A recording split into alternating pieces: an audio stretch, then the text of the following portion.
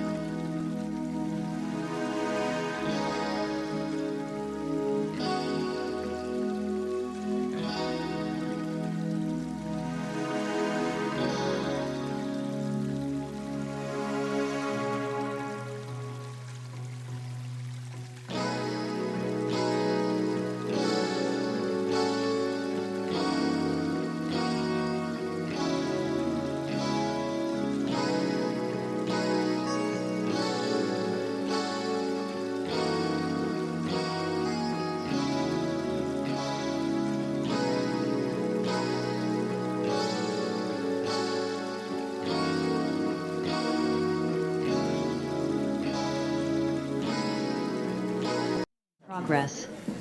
It being 7:04 p.m., sorry we're a little late. I call to order the Thursday, May 1st meeting of the Finance Committee to discuss our budget for FY26. I will ask if there's any citizens or resident comment, and Mr. Sherlock, you have the floor. Thank you, Mr. Chair. Steve Sherlock, 13 Magnolia Drive, Community Information Director for Franklin Matters, Franklin Public Radio.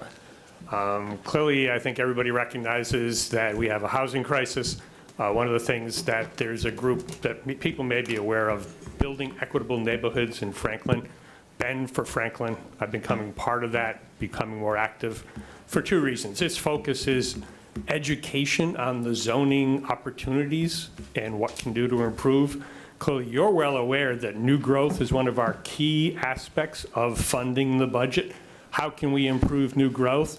Potentially by continuing to work and change appropriately the zoning bylaws, et cetera, to allow appropriate growth. To that end, we'll also mention this Sunday, 10 o'clock, at the depot parking lot behind Dean Bank, Councilor Frangillo and I will be doing a Jane's Walk. Jane Jacobs was an activist, or urban activist, in New York City for many years. Kobe and I, this is our third year doing it. We just walk for a mile or so downtown, looking at the housing, looking at the buildings, discussing what could be, what should be, because most of the buildings were built before the current zoning regulations were put in place. And if those buildings were to go, the building regulations are such that those buildings could not be put back in place the way they are. I think that's a problem, and it's budget related, so I certainly want to spend some time on it, educating myself as well. Second piece, more of a suggestion. Clearly on some of the social webs, there's discussion from time to time on whether it's more beneficial for us as a community to have a large apartment complex versus condos. Since you've got the financial expertise, I think that would be something that would be good for you to tackle and come up with some short statement. It doesn't have to be a big white paper.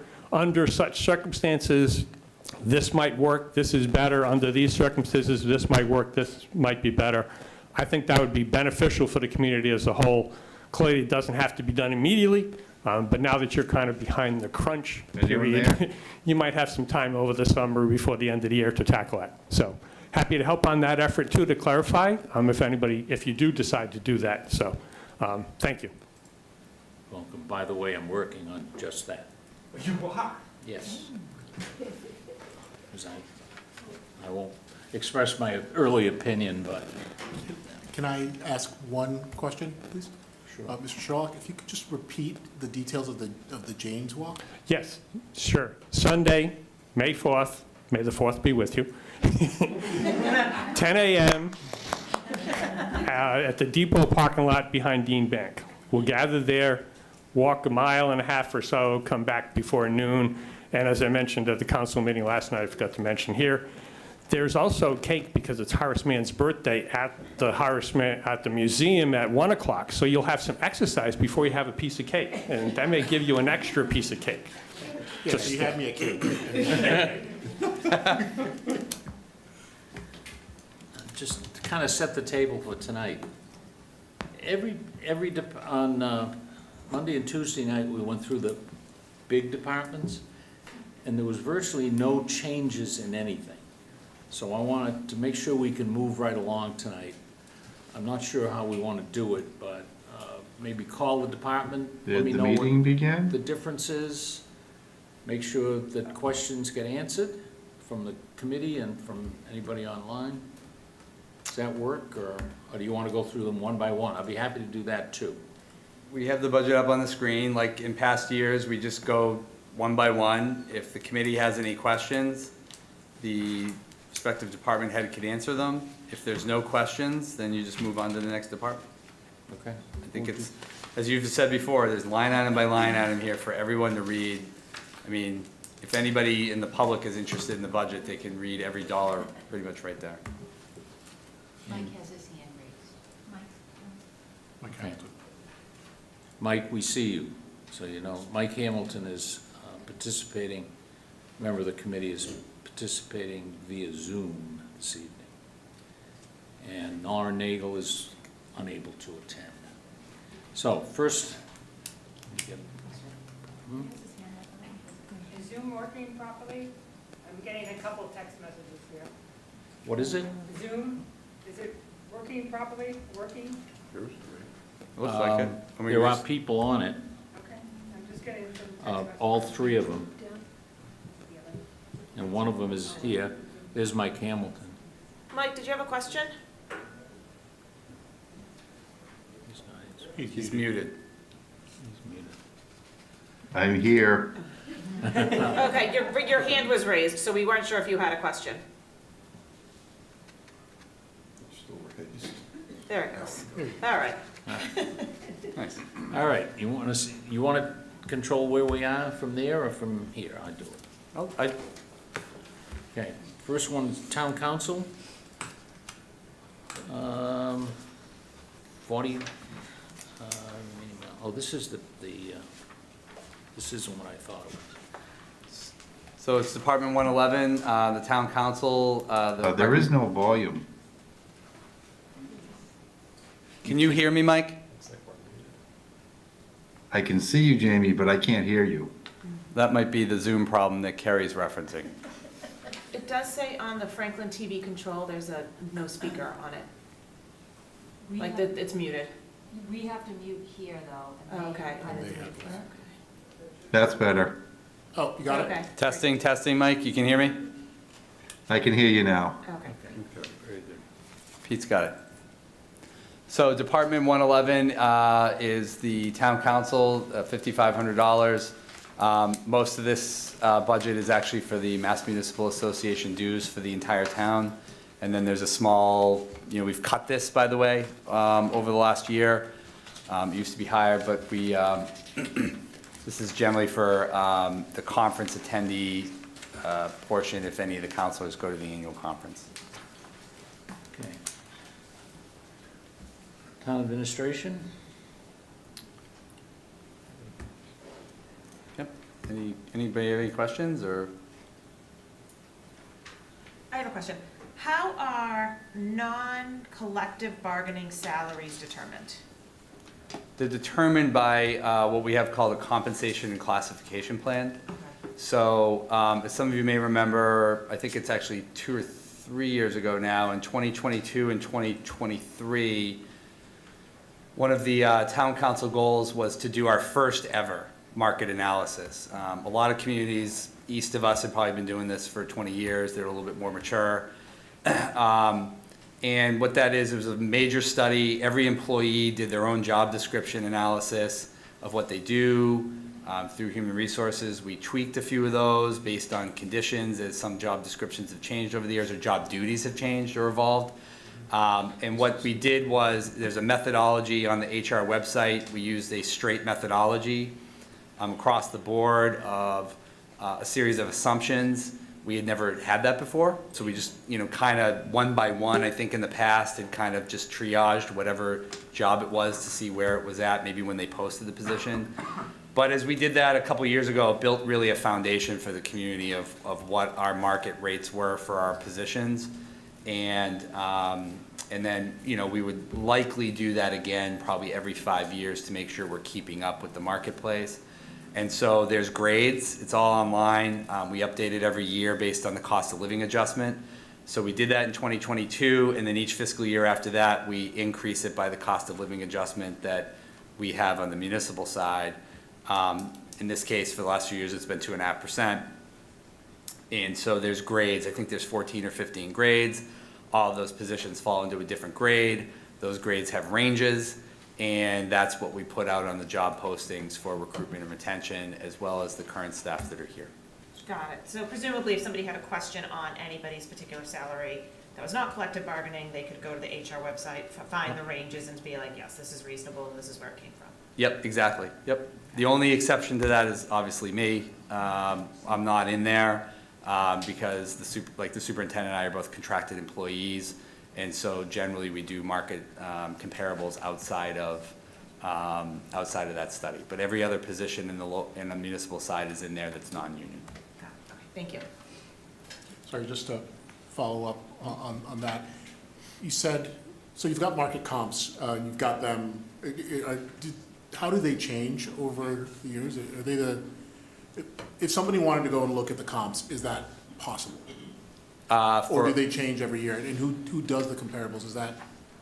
So for all the non-union except for me, we just try to stay ahead. So the baseline study that we did a few years ago did an across-the-board analysis across, our comparable communities within a certain distance. We used a set of assumptions that would say, well, we're not going to use Great Barrington, right, or North Adams. We're going to use obviously within 30 miles. Although we had never done that for years. We just kind of looked at towns of whatever was kind of seemed to be within our grades.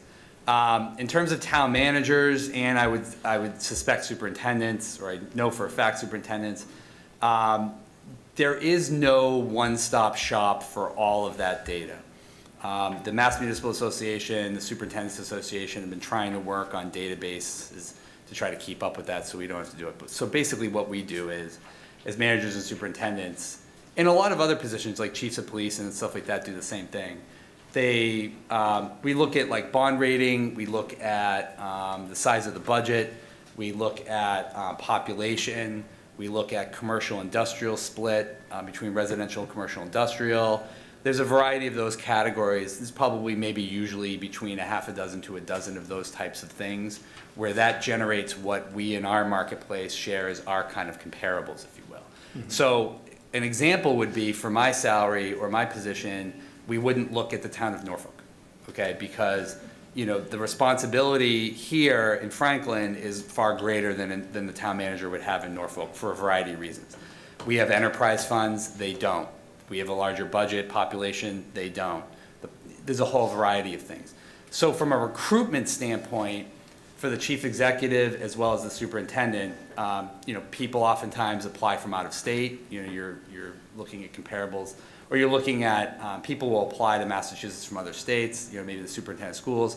The commissioner of the Department of Education, for example, just came from Chicago, right? So a lot of chief executives move throughout different states and throughout the country. We don't look at our comparable data around the country, we look at it here, but we look at those kind of categories, and we basically do our own on an annual basis. So oftentimes the town of Danvers, that town manager, the town manager in Needham, the Mass Municipal Association, some other communities on an annual, town of Norwood. Those managers help us all out, so we don't all have to do it, and we do a market survey every year. Somebody puts it into a spreadsheet, they send it around to everybody and say, here's where the market is for the jobs that are most comparable to us. And so we do that usually on our own. And like I said, our associations have been trying to work on centralizing that data so we don't have to do this every year. It makes a lot of sense, but for some reason we haven't been able to get that through. So from a collegial standpoint, we try to help each other out and at least put out there what exactly the compensation is for all of us. So you do have metrics? Yep, absolutely. Both metrics and an actual list of comparables, which is excellent. Absolutely, and like to Bill's point, if you're we try to look at, again, those categories of communities that are within our zones, and so we do all those, we do it on an annual basis, so we stay on top of it pretty well. Yeah. Thank you. So my compensation, just for the record, I know it's been a piñata online at times, is well within market. So I know nobody's ever happy at the quantity of dollars a town manager makes. Everybody thinks we're overpaid. And I totally understand the emotional reaction that people have to that situation. I'm sure they say the same thing of the superintendent often. But if you look at some of our comparables, just for example, the town of Needham, their town manager is at $255,000. The town of Natick is about $240,000. You look at Dedham at $230,000. Even Dedham's a far smaller community than Franklin, but you look at that. And that's why it's important to look at those comparables and metrics and not just say, well, the neighboring town next door, which is far smaller, doesn't have as many features as we do for whatever reason. They don't have as much to manage. That's why those aren't really good comparables. And those smaller communities, by the way, do their own sets.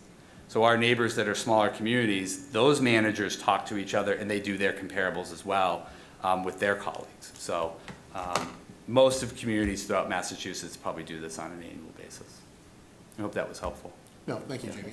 I think there's been some concern that numbers are coming out of thin air, which I didn't believe was the case, and it sounds like my thinking was correct, and so I appreciate the additional color. We have a comment. Can I just add clarification? The comp and class plan. Up to the thing, please.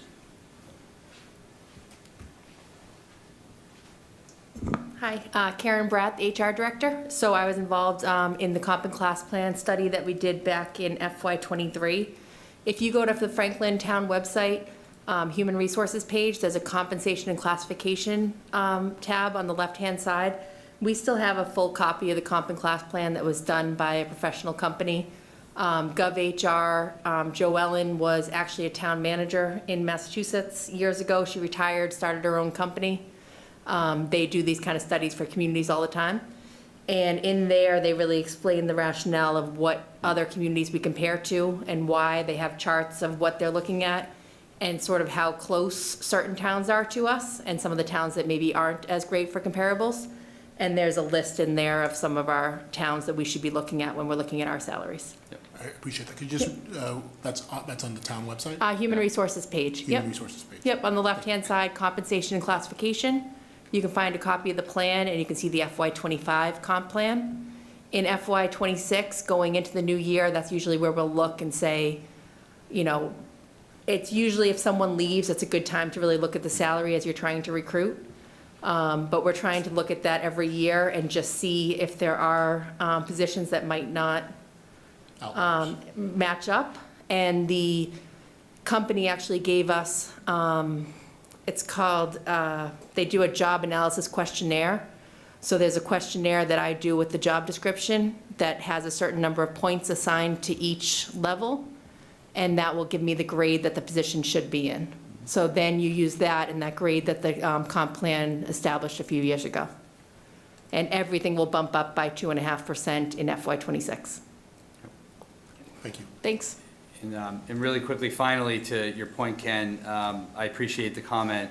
As you can see, we do not make anything up out of thin air. I know you're not saying that we do, but I know there's been some fodder. And actually, I would argue that this is the inverse out of thin air. We actually meticulously go through this stuff, just like a business would. So when people say we should run government like a business, actually we do a lot of things that are very similar to business community, where this is exactly how the private sector would look at comparables within the marketplaces, within job sectors. We don't make up anything. We do a pretty methodical analysis of our salary structures. That's it. I'll give you a real-world example. The current town administrator in Norfolk, town of 13, 14, 15,000. 13, 14,000, just was hired as the town manager in Westboro. Bridgewater. I'm sorry, you're right, West Bridgewater. Bridgewater. Bridgewater. Definitely Bridgewater. Whatever town it was, their population is about 28,000. They're slightly larger in area, and they came in very comparable, just a tad, a few percentage points under what Jamie says. And he has, Despite Jamie's experience. his resume and that resume is not comparable. Right. So, Yeah. And that's why we do it every year. And I think the comp and class, some people, the town of Wellesley, for example, used the same consultant we did. So they're going to go do an analysis this year, right? And so if you went to their website, theirs would be a little bit more modernized than us. But that's why we try to do them every 5 years, right? To just kind of stay on track, and are we still within the lanes moving forward? But you know, things are going to move up over time, and that's why we try to do them often.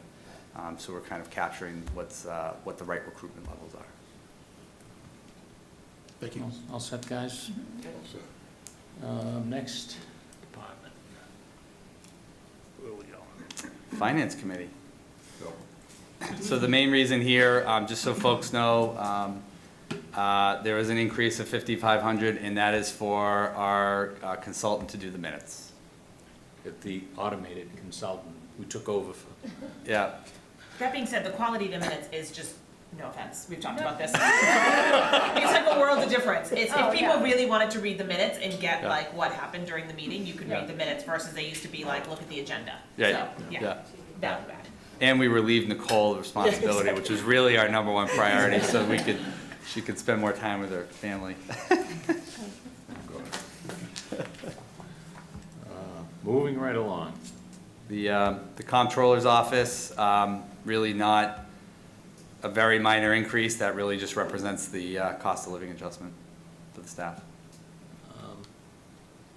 Well, it's also, the reorganization, that had an effect on this too, right? Am I? It did.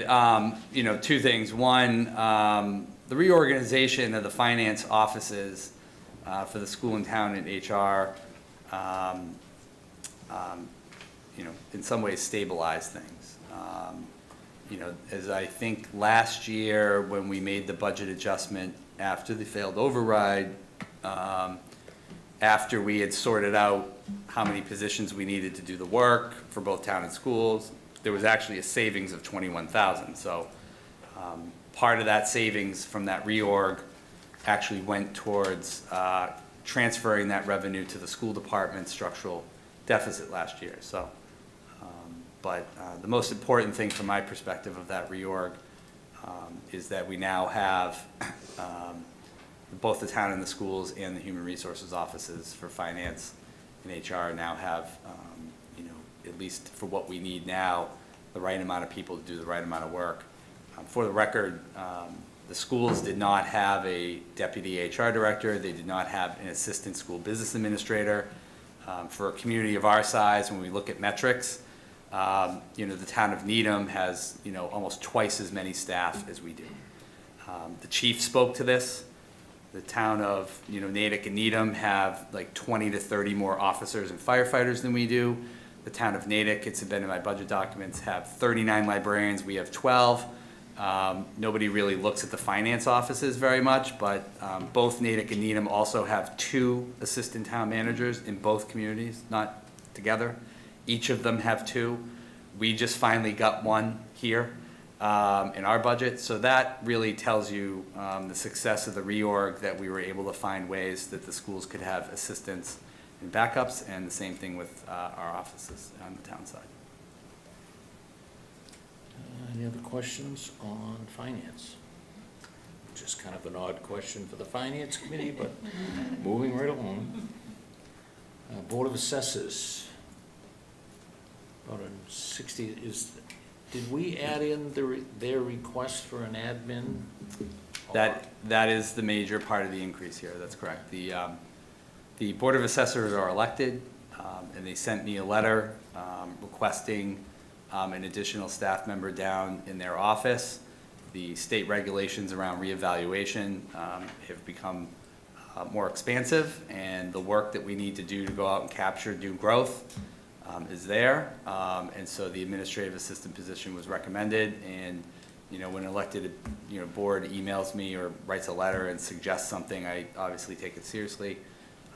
And so that is added in here. By the way, as we go through, if any department head would like to, feel free. This is That's time your to chance, discuss it Yeah, now. well, I could provide, Yeah. Gave you a layup. thank you. Kevin Doyle, Director of Assessing. I've been in the office, July 1st will be 26 years in the Franklin office. Quick history, 26 years ago, we actually had 3 administrative assistants, or administrative folks, secretary and 2 clerks. We went down at that point to 2. 16 years ago, we had 2, and then at that point, we went to 1. And 6 years ago, we had 1, and then we went down at that time to 0. That meant that the professional appraisal staff would be doing all of the administrative work. We've automated, computerized, and created new written procedures. Still, there remains significant effort and time involved in many of these processes, especially motor vehicle excise and the real estate property tax exemptions for blind qualifying seniors and veterans, and counter and phone work relative to answering questions for the general public. Greater population has obviously resulted in greater volume for us on all fronts, both in the office and by phone and online and in the field. Professional appraisal staff has undertaken these processes and numerous other processes that are more closely related to their primary mission to gather real estate data, maintain the central database, and assist in valuation while identifying certifiable new growth. Motor vehicle excise and tax exemptions would primarily be the administrator's work, the administrative assistant's work, in addition to much of the general public inquiry. The appraisers would continue to gather and process deed and plan information, building permits, and field data required to achieve fair and equitable assessments. The time freed up by the administrative assistant allows professional staff to focus on real estate, more accurate data throughout, and thus fair assessments, and create new growth identified through the order of approximately $100,000 in my estimate based on historical information that I reviewed on properties that were not permitted but had elements about them that would contribute to new growth. Thank you. Okay, you're welcome. Thank you Questions, guys? very much. Anybody? Thank you. Thank you. Moving on to treasurer collector, the cash register. He produces the bills and Kerry collects it. I don't know. No, we have a new that's treasurer right, too. collecting. Yeah. Anne Marie. Why don't we have Anne Marie say hi? collecting it, sorry. And maybe Anne Marie I'm can old. introduce herself to everybody, and we can. What do you think, Anne Marie? She's Jeremy. somewhere. Love you. Working. Say hi. Just say hi. You're friendly. And by the way, Mr. Chairman, she previously worked in Norfolk, so Hi. to come back to your, To the analogy. Were we better? No comment. I still live there, Okay. so. she's so right. Or do you moonlight in off? No. Questions? Anybody? Dead silence. I think we're better. Yeah, okay. All right. Thank you. Thank you. Yeah. Treasure collector. Wait, sorry, I do have a question. So there's just a new role of other support staff. That's really the thing that's moving the needle on this budget. But then there's a downside on the expense side. Oh, that's, Is it just a shuffling? oh, no, we're coming. Okay. Everybody's heading up to the mic. This is 147, it's relatively flat. So the passport office, it now falls under me, under my management, I guess. So that's a part-time position, and it's very busy. Yeah. Yeah. Does it pay for itself? I assume. Pretty much. Yeah. Yeah, we have a cheap plug. We have a photo booth, so we're all in one center. It's very popular. And we just started online scheduling, which is up and running, which has been, it's booking very quickly, so it's really good, actually. Yeah. That's awesome. Is the shift to Real ID impacting as well, just in terms of numbers of people? Not that we're seeing, but we don't really speak to that either, so. Yeah. That's impacting us. Yeah. The passports is just the State Department of the federal government. I think the Real ID is, I think, in the town clerk's office. And through the RMV, I think at the state level, right? Yeah. Yes. Yeah, so it doesn't have any bearing. Yeah, but the revenue basically pays for itself, and we have a photo booth. So if 90% of the families used to forget their photos, so we just decided to set up a photo booth, because then people have to sweep down the street, so it's very popular. Yes. We could probably at some point maybe even have a full-time or double part-time position just to fill the demand, because so many people apply for passports. Thank you. You're welcome. All set, guys? Yep. Okay, moving right along. Legal services that's Mark, I assume? That is the town attorney, yep.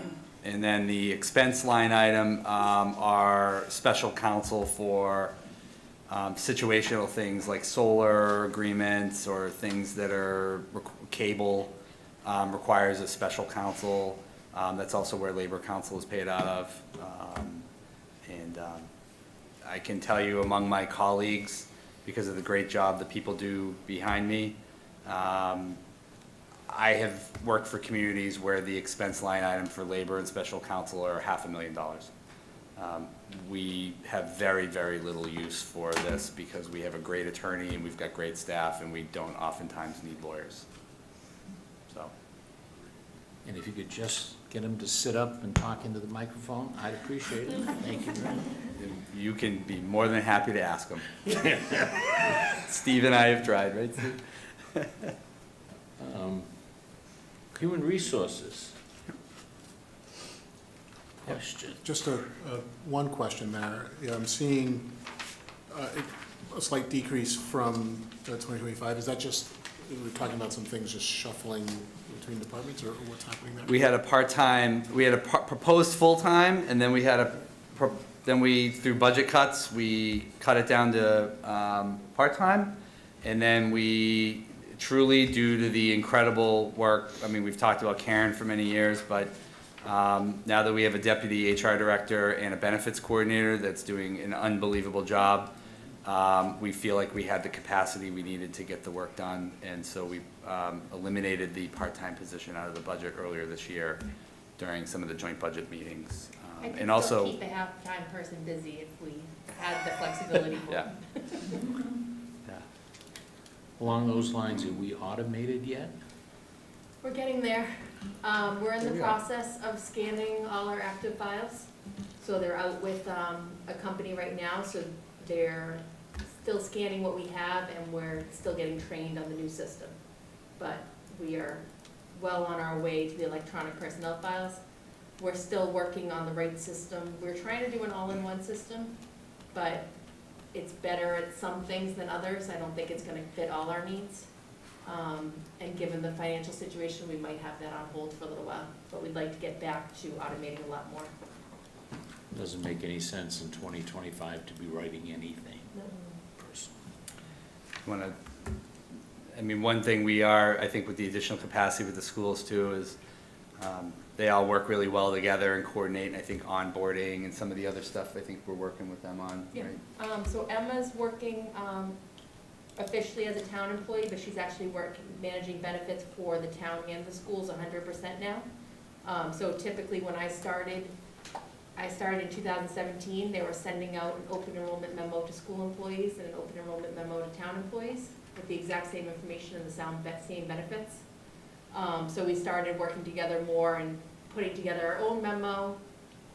But traditionally, all the school employees were going through Susan Childers.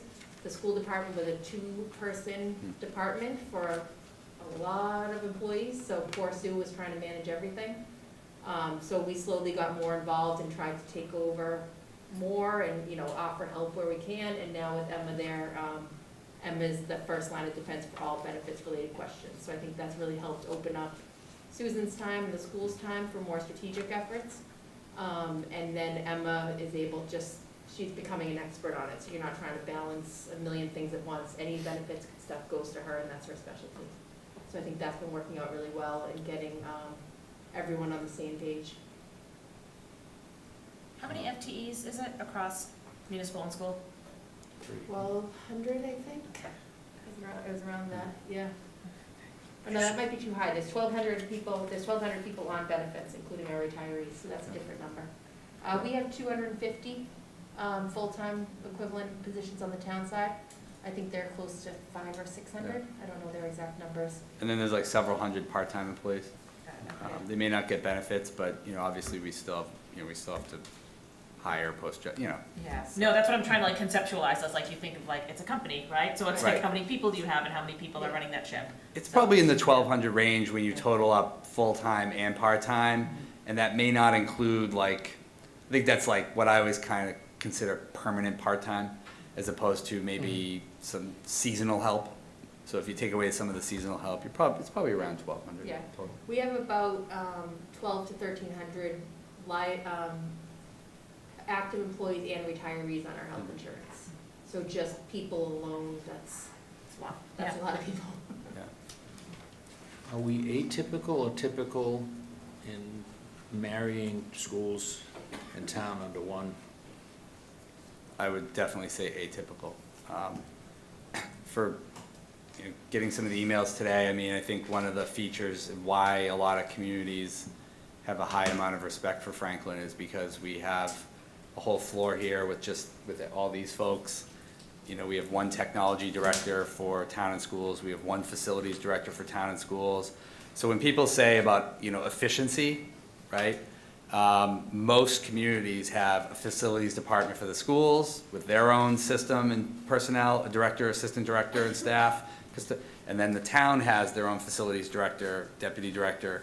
So when people talk about efficiency, obviously I, get animated because when you look at comparables around the state, it's very, very rare for the level of integration that Franklin has between the town and the schools. And it obviously saves us.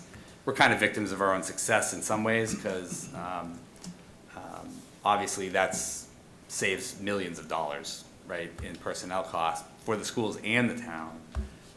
To have that kind of system. And I do want to be clear, there are other examples of communities that do regional, or they do share services with the schools on technology or facilities, but it's certainly not the norm. Okay. Anything else? No? Moving right to information, speaking of schools and information technology. I see Tim. Oh, there he is, back there. Not a lot of change. Hello, Tim Raposa, Director of Technology for Franklin Town and Schools. Happy to answer any questions you might have regarding information technology tonight. Am I seeing a bump? So it's 368 to 520, right? That's the bump I'm seeing. Am I reading it right? Where are So really Oh, on yeah. hardware maintenance services is what's driving the increase this year. Can you just speak to that? Licenses. So typically what I'll do is every year, that first group of budget items in my detail is just our licensing. And I just do a 5% increase estimate across the board. Some come in a little higher than 5%, some will come in a little bit lower, some won't change at all. But that's the best guess, so that's pretty much what I do every year. I budget for 5% increase in licensing. Everything else is pretty much the same.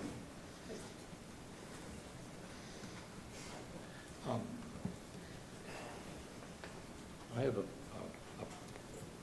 I won't call it a pet peeve. I have a question. This committee, I believe, is the only committee without a town email. No. Who is, well, Mike, let me get to my point, then you can back up. If some crazy thing happens, let's say we make not that we would ever do it, some nutty decision here, or do something stupid, my personal email could be subpoenaed on town business. And I think, and maybe I'm building a mountain out of a molehill, and I'll agree with that.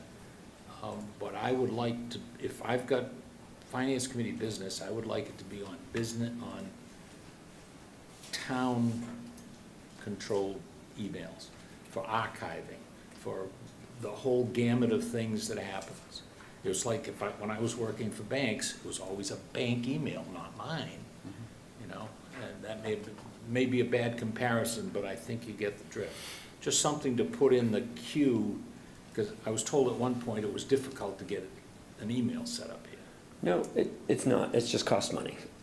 So because we have Google, right, Gmail, every account for the town side is not free. You have to pay for it. And not only do you have to pay for it, you have to pay for it forever. So when the person leaves, you can suspend the account, but you still have to pay for it if you want to keep the archiving active for 7, 10 years, however long we want to keep it. So because of the turnover in a lot of boards and committees, there are some that do, and we certainly could get them for the FinCom if that's something that you would like to have. Well, It's are there- easy to set up, there it's are just money. others- Other people that So don't? so the same issue came up when I started here and we converted to Gmail 10 years ago. The schools had already been on it. The schools, by the way, nationwide get Gmail for free because it's part of Google Classroom and all the other amenities that come with Google. We just converted maybe a couple years ago. I might be losing track of time, Tim, but the priority at first was getting the elected officials on that, supplying them for the school committee, the council, the planning board, the assessors, and the health department.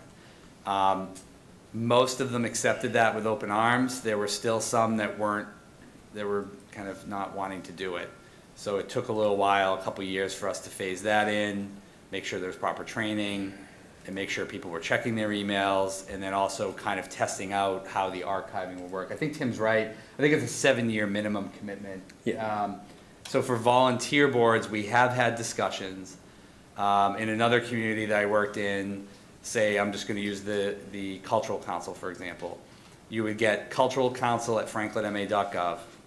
It would be one email account. The chair would have access, but the rest of the committee would have personal rights through access through Google, through that drive. And then when if the chair ever changed, I'm looking at you, George, and looking at you, Nicole, just hypothetically, if you became chair, then you would get access to the account. George would get the permissions taken off as rights to the email, and then you would take over in terms of the permissions through Google Drive. We've talked about it for a couple years, but these obviously have been very, as Tim pointed out accurately, these have been very tough budget years. We did prioritize in some ways the minutes, but I think in the future, I do agree with you, George, at some point, the likelihood of this being town-wide would be more, would happen, but we have, I think, 15 to 20 other boards and committees. So, that's another 200, whatever the number is, I'm estimating, another 150 or 200 accounts. Times $50 Times $50 a year. And then when someone comes on and off, there's a cost on the staff to manage all that. and making sure that people have proper access and things of that sort. So Julie in my office, Tim and others, we have been talking about this for a while, and I would suspect if there's ever money freed up in the budget where we could do it, we would do it. But we've also got to develop an internal process to make sure during the HR or the board and committee appointment process that, you know, Tim knows, sign, you know, person X up and, you know, be able to manage that, so. It's just something I wanted to throw into the hopper to be thought about. Yeah. I don't anticipate, for instance, this committee to have the issue, but Right. some of the CPA Yep. could, for whatever they do or don't do, it just puts Yep. your personal photos, emails and everything subject to public scrutiny. Well, Right. there have been some cases of what you're referencing. I want to make sure I assure everybody on this committee or other people that are listening. You know, there are court cases on these issues. There unfortunately was one case where one person's personal email was put in the city clerk's office. I just want to note that was a mayor. So the mayor had a public account, but was using his personal account for city business. So there was some chicanery involved, okay?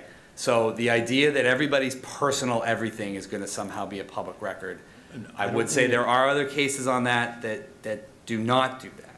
So just wanna make sure everybody knows their entire life history will not be a public record, even if somebody did pursue a public records request. And, you know, so I know your concern, you're valid, but I also don't wanna have everybody on record, you know, watching this Okay. later I say, just- oh my I just God. wanna make sure you guys discuss it at some point. We've been The talking about it for a Secretary of few years. Defense in our country uses a personal email, so, I mean, never mind, that was out of line.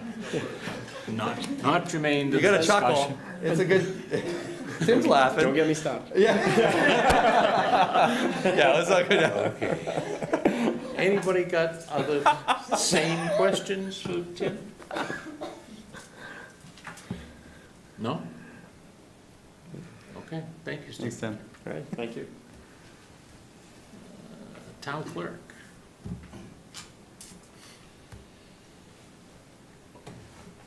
Hi, Nancy Danello, and I'm happy to answer any questions as well. Nothing has changed, though, on the town clerk side. It's a cheap. Easy peasy. Do we have elections this year? We have a local, correct? We have the special and we have a local, yes. It's no Senate, no, nothing of that. Not this year, please. We had enough last year. Yeah, great. Questions? By the clerk. I'll stay right here, though, for The elections. next one's for elections The too. clerk's job in Northborough is open, by the way. Is Just it? thought I'd- What's the yes. pay? I We suspect did a it is. compensation and classification study, and I can tell you, our pay is better here. Little joke, just kidding. I would No, never we're leave paying, here. yeah. I would never leave here. Okay, questions, guys? Anybody? Nope. Thank you, Nancy. You're welcome. Nothing with And elections that- I either? assume that means Oh, election and registration. Sorry, yeah, Yeah, on elections, can you just? Yes. Just because Clarify. Yeah, just because the numbers are what they are, could you walk us through? Oh, absolutely. So you're talking about personnel? Yes. Okay, all right. So this is not a new position in 2026. I did have to hire someone in 2025 due to, I have two employees. I had two employees on my staff. Both of them were out on leave during the major presidential election. It's just me. So I did have to hire somebody, and like other departments in the town, we were very understaffed for many, many years. So thankfully, I was able to hire someone from Natick who was experienced. She was not happy in her role in Natick. She was thrilled to move here, as everybody is, right? I found out from a clerk that she wasn't happy, and I interviewed her. We actually paid her less than what she was making in Natick, FYI, and she still came over. She's thrilled, she's happy to be here, very busy. We are fully staffed now. We're able to complete projects that were on the back burner. Election laws constantly changing. The demands of the job are becoming more and more complex. The importance of keeping a clean and up-to-date voter registration system is of the utmost importance to me. Elections, they're not just 1 day, 1 week, 1 month. It's a year-round job, and that's what Stephanie does. She is our elections administrator. She's very busy, and Ken, as you brought up the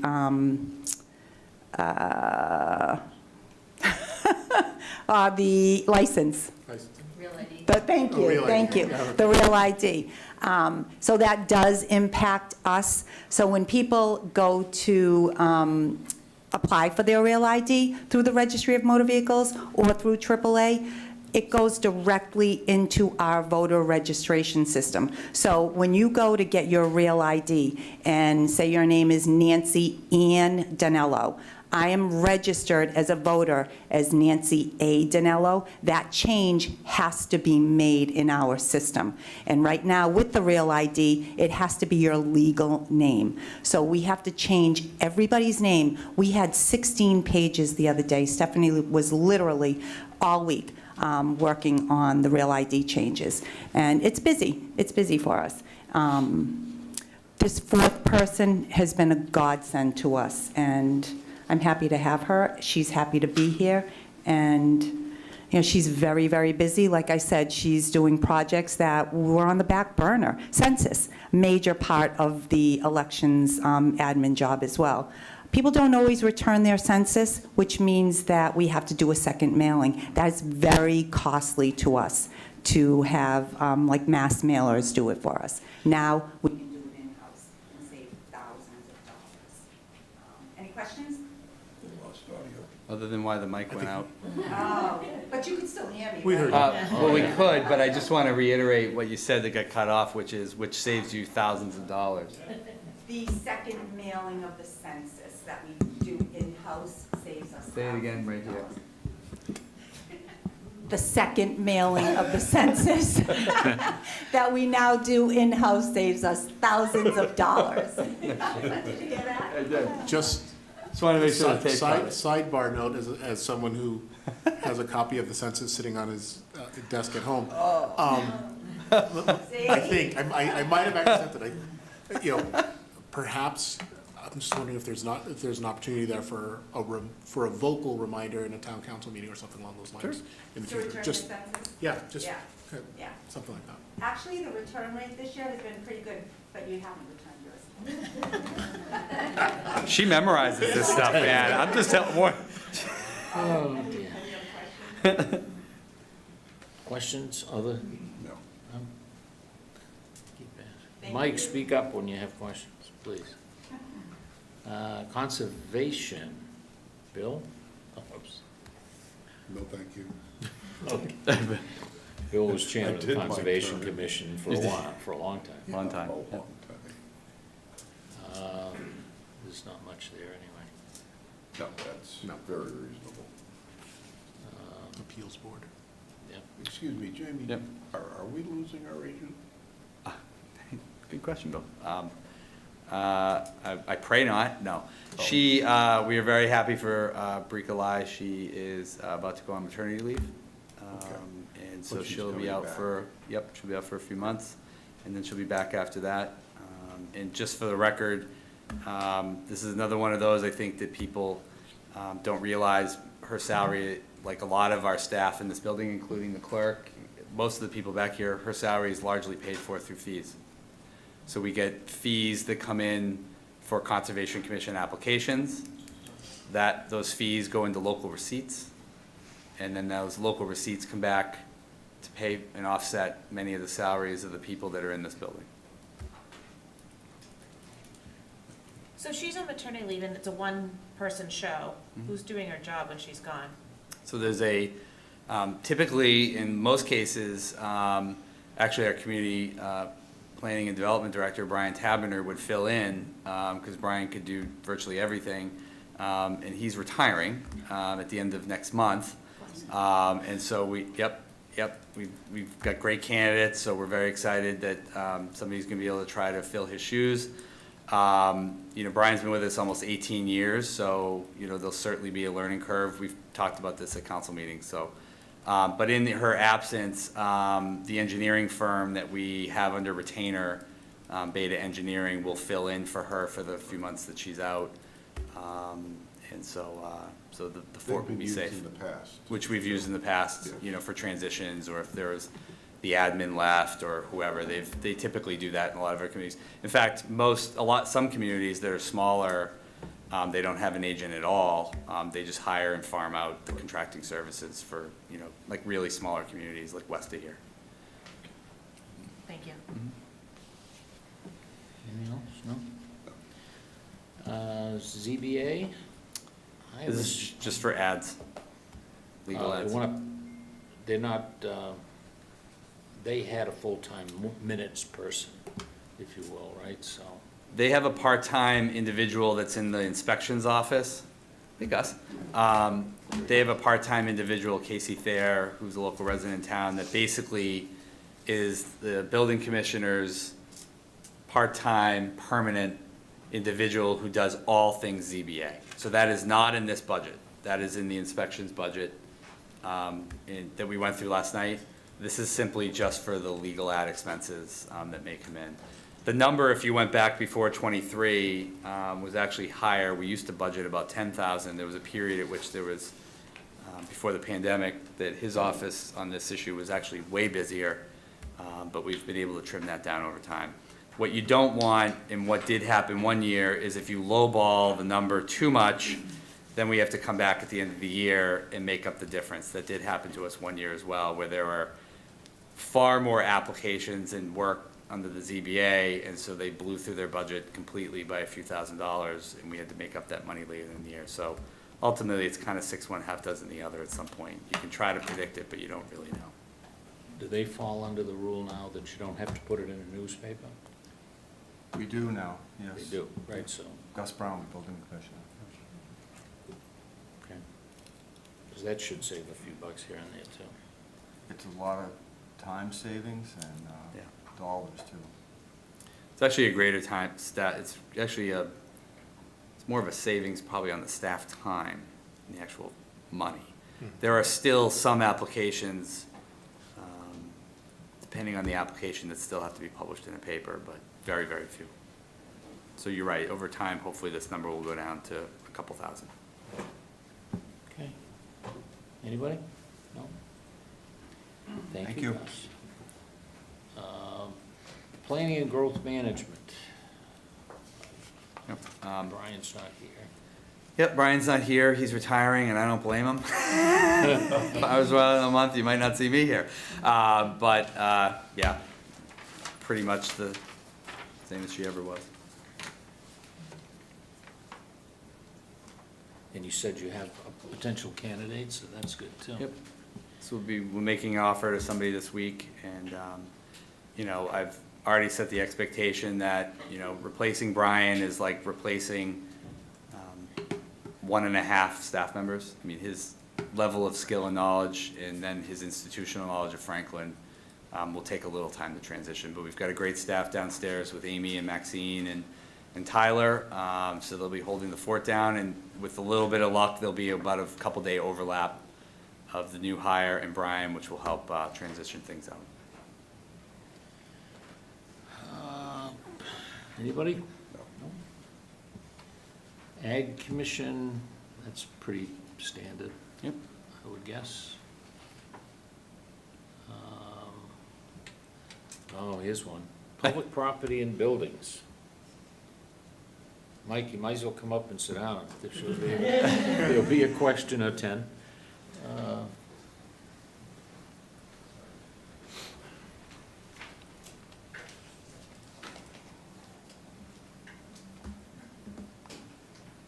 Now, this budget covers the schools.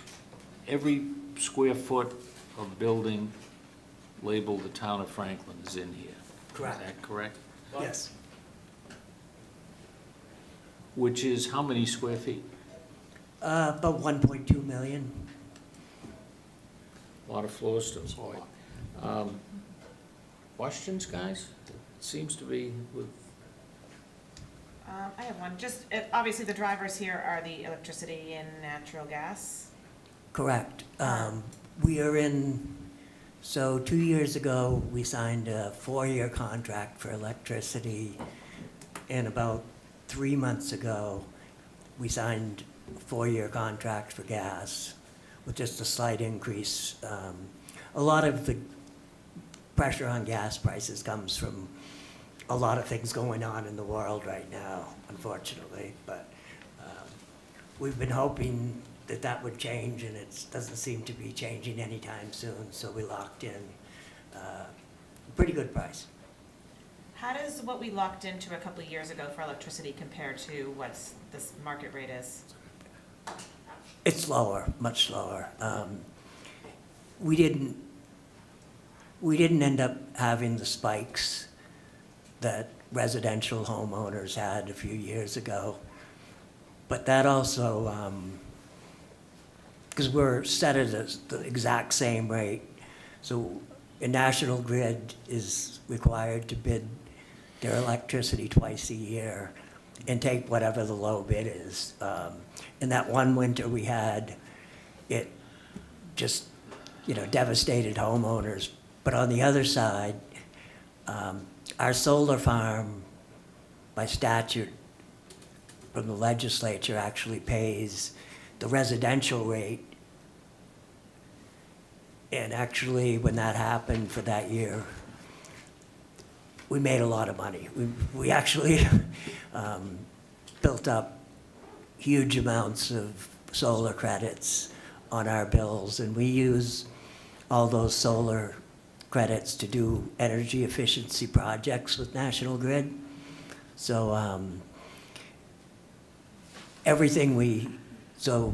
like over the past year, the lights on most of the sports fields are now LED instead of, and LED has come so far in terms of their brightness that by going LED on the fields, we were able to reduce the amount of lights on a pole, because there used to be 20 lights on each of 4 poles at the high school and Beaver Pond and the one out in front of the high school. And we ended up with 10 lights on a pole at 500 watts instead of 1,500. So we're constantly, we're going to be putting in fast chargers in 3 locations, one of them here out front, one of them at Fire Station 2, mainly because it's right beside 495. Those are EV chargers. EV chargers, electric vehicle chargers, yes. And Grid has been running a program for about the past year, and they paid 800, or a promise to pay $850,000 for 2 sets of chargers, and we're paying $20,000. So it can be a good, I look at it as a revenue deal and there are more people. These are full all day. The library's full all day. High school's full all day. High school's full all day. I didn't totally expect that, but yeah, like 7 out of 8, with very few people showing up beyond that, but a lot of school teachers and staff are driving electric vehicles now. So this will be a different thing. All these are level 2 chargers, so you really have to charge like 8 hours. But I think we're up to 5 electric cars the town owns too. If I had an electric car, I have hybrids, and what's the fee at the pump, lack of a better term, I guess, right? How is it credit card paid? What's the rate? We're just setting up, Kevin and I have been working with the finance staff to set a rate, and So it's free now? it's free now. It's free now. We have all the customers, but we're going with, across the board will be a rate probably in the low, well, say mid-30s, 34 cents per kilowatt hour. And it's on an app, and they just, scan the app, and the app charges them. So everything very soon will be that, except for the cars the town owns. We'll just, they'll have fobs that'll just give them free, let them fill up for free. But even the DPW, during COVID, we became a fleet community. So Grid has also offered to pay almost the entire cost of putting 8 fast charging spots at the DPW. And just like the others, they're paying, 400 and some odd thousand, and we're paying 10. But we got a lot of money from Grid. Grid, this year alone, we're well past $2 million in incentives for Grid. And that's because of the contract with the solar farm, correct? Net metering credits. Net metering credits. And then when we do go to that charging for, that, will that become additional local receipts? Yeah, we're working with the treasurer and the director of finance right now. They're setting up an account for it that the money will go into. And fast charging is a 20-minute full charge, so it should be it's funny, it's on my laptop, we can set everything on the AMP Up program, which the people run to use them. And we get these nice little, I get these little texts from people who charge out back here saying, "Oh, thank you for letting us charge." Yeah. It's not gonna wipe out the deficit on we still need the override. Oh, No, definitely. No, it's going to pay for the electricity. So it'll be a minor revenue source. We're working with finance right now to decide whether the money goes into there's all sorts of laws on this, whether it goes into local receipts or whether we have to establish a revolving fund. So there's a couple policy decisions left, but, it's still good progress. Apologies if I missed this, but when did you say the fast charging is going to be ready? We're waiting should be before the end of the summer. We're waiting for Grid to put a new pole at the fire station and put a couple new poles out here. They bring in a separate service and a separate transformer to run them because they're running at 150 kW. So it's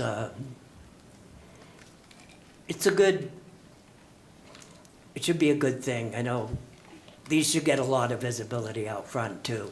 So in relation, Tesla charges 37 cents up at the plaza per kilowatt. Okay. Anybody? No? Thank you. Just really quick, Mr. Chairman. Just for the record, again, if people ever watch this, or if they're watching at home on YouTube, or if they're just watching on Franklin TV, Pete had up a minute ago up on the screen. If people are curious about where the facilities money goes, we've got it all broken out by electricity, natural gas, propane, water, sewer, everything, cleaning supplies, custodial supplies, disposal services, consulting services, mold remediation, all sorts of stuff. So it's all broken out line item by line item. Everybody can see what the actuals were previously, what they are now. And it's just all spelled out pretty clearly for everybody. And we have an entire personnel listing further down a couple pages of every staff member in the budget. We have this for every department, but Mike obviously leads a very large team. We have every custodian, every trades maintenance person we employ, the salary, how many hours a week they work. So for people that are looking for details and, the word transparency often comes across my desk. In fact, I just got another email about transparency while we're sitting here. This is pretty transparent. I know there's a lot of conversation out there. Mike's budget is probably, it's not the largest, to your point. We had those the last couple nights, but it's one of the most intricate. and we spell it out for everybody dollar for dollar right there. So for people that think we're not transparent, or they question it, or they're not sure, they can go right into Appendix A into this budget document and see exactly where everything's going. Mike also has, which we don't publish in here, but if people want to communicate and contact us, we also could have added in another 100 pages, but we chose not to. Really, of exactly every single faucet basically in town, from water, sewer, exactly where every drop basically goes in exactly every facility, how it's used, what the estimates are, what the calculations are. So it's another, really, it's like another 100 and some odd pages that we track in Excel that we don't put in here. The document that's in here summarizes all of that data, but if people are interested in it, we certainly have it. So I just wanted to mention that. Appreciate that, Mr. Chairman. Thank you. And the stormwater piece is just moving it from the left pocket to the right pocket, basically? Yep, the stormwater utility, no one's exempt, including ourselves. The schools are not exempt, churches are not exempt, colleges are not exempt, Dean College is not exempt, nobody's exempt from the stormwater utility. That is an unfunded federal mandate, and so stormwater is kind of, you're right, we're just passing it from us. And we, in our budget here in facilities, we pay the stormwater bill for the schools. So we take all that impervious surface and transfer it over to the stormwater enterprise account. Okay. Nobody? Thanks, Mike. Thank you, Mike. Thank you. Moving right along. Purchasing. So, I know she's busy. I signed up to get her bids on my email, and I get 2, 3, 4, 5 a day, so. and you stole our chief procurement officer's thunder last night because you asked about procurement on Tuesday. But if people have had questions for Pam, they're happy to ask. I think if Pam wasn't watching, we talked about the I know she's here, but I'm saying the centralization of procurement and way we work with the school department as well, so. And we did not color coordinate, now that I see her on camera. Sometimes it's funny because I can see Pam behind me. You guys have any questions? This is also, by the way, all postage. So we coordinate, we are centralizing purchasing of supplies and postage. Pam's done a fantastic job. And we also, Pam also coordinates the state bid list. So a lot of times things are exempt from procurement if they're on the state bid list. So oftentimes we purchase a lot of vehicles off the state bid list and other items, but. Questions? She spends a lot of money every year. Thank you. She assists everybody else in spending. Yeah, I know. Pam does not, Pam saves us money. She doesn't. I don't think we want the police budget. How far down? I think it's a big jump. I think the next one is 510 Board of Health. Yep, at the bottom of, 97? Unfortunately, I can try to answer any questions, or maybe the other staff. Unfortunately, Kathy had a family emergency, so she was unable to come tonight. But I'm happy to answer any questions about the Board of Health. It's page 97, Jim. Yep. It's just the DPW budget is so long. So many details. There we go. Here's Kathy. Partly the reason for some of the decrease, Kathy does a fantastic job managing her budget, but also we're in a regional public health agreement with Rentham and Norfolk. So we've been able to save some money for, I think, through 2026 or 7 at a minimum. But we share services now with Rentham and Norfolk, which has actually added staff to be able to do a far greater amount of work while saving money. So that's why you see a little bit of a reduction here. Is the health agent the one that goes out and sticks her nose in? That's a bad way to put That is it. definitely a bad, It just didn't sound right. it definitely didn't sound right. Is she the one that She's in here, yeah, Ginny makes McNeil. her way Yeah. into the kitchens and looks around and that kind of stuff? Yes, does otherwise known as keeping the public safe from, dirty, facilities. Yes, Ginny McNeil's worked for us for almost, I think, over 30 years. So at some point, we're going to have a very hard time replacing Ginny, but she does a lot of the inspections. We do also have part of that regional agreement, additional inspection capacity for a variety of other things. So most people don't attend the Board of Health meetings. Steve Sherlock does. But there's a lot, and if you look in the budget narrative, there's a reason why Kathy's narrative is one of the longest. The Board of Health has an enormous amount of responsibility, from everything from housing complaints, hoarding complaints, to inspections of nail salons, professional licensure. They do food service permits, food trucks, tobacco licensing, sewer, Title V. I mean, there's a tremendous amount that the Board of Health actually does, and the Board of Health actually has a tremendous amount of power. So, but right here, we have a registered nurse on staff that's down at the senior center, and everybody does a great job.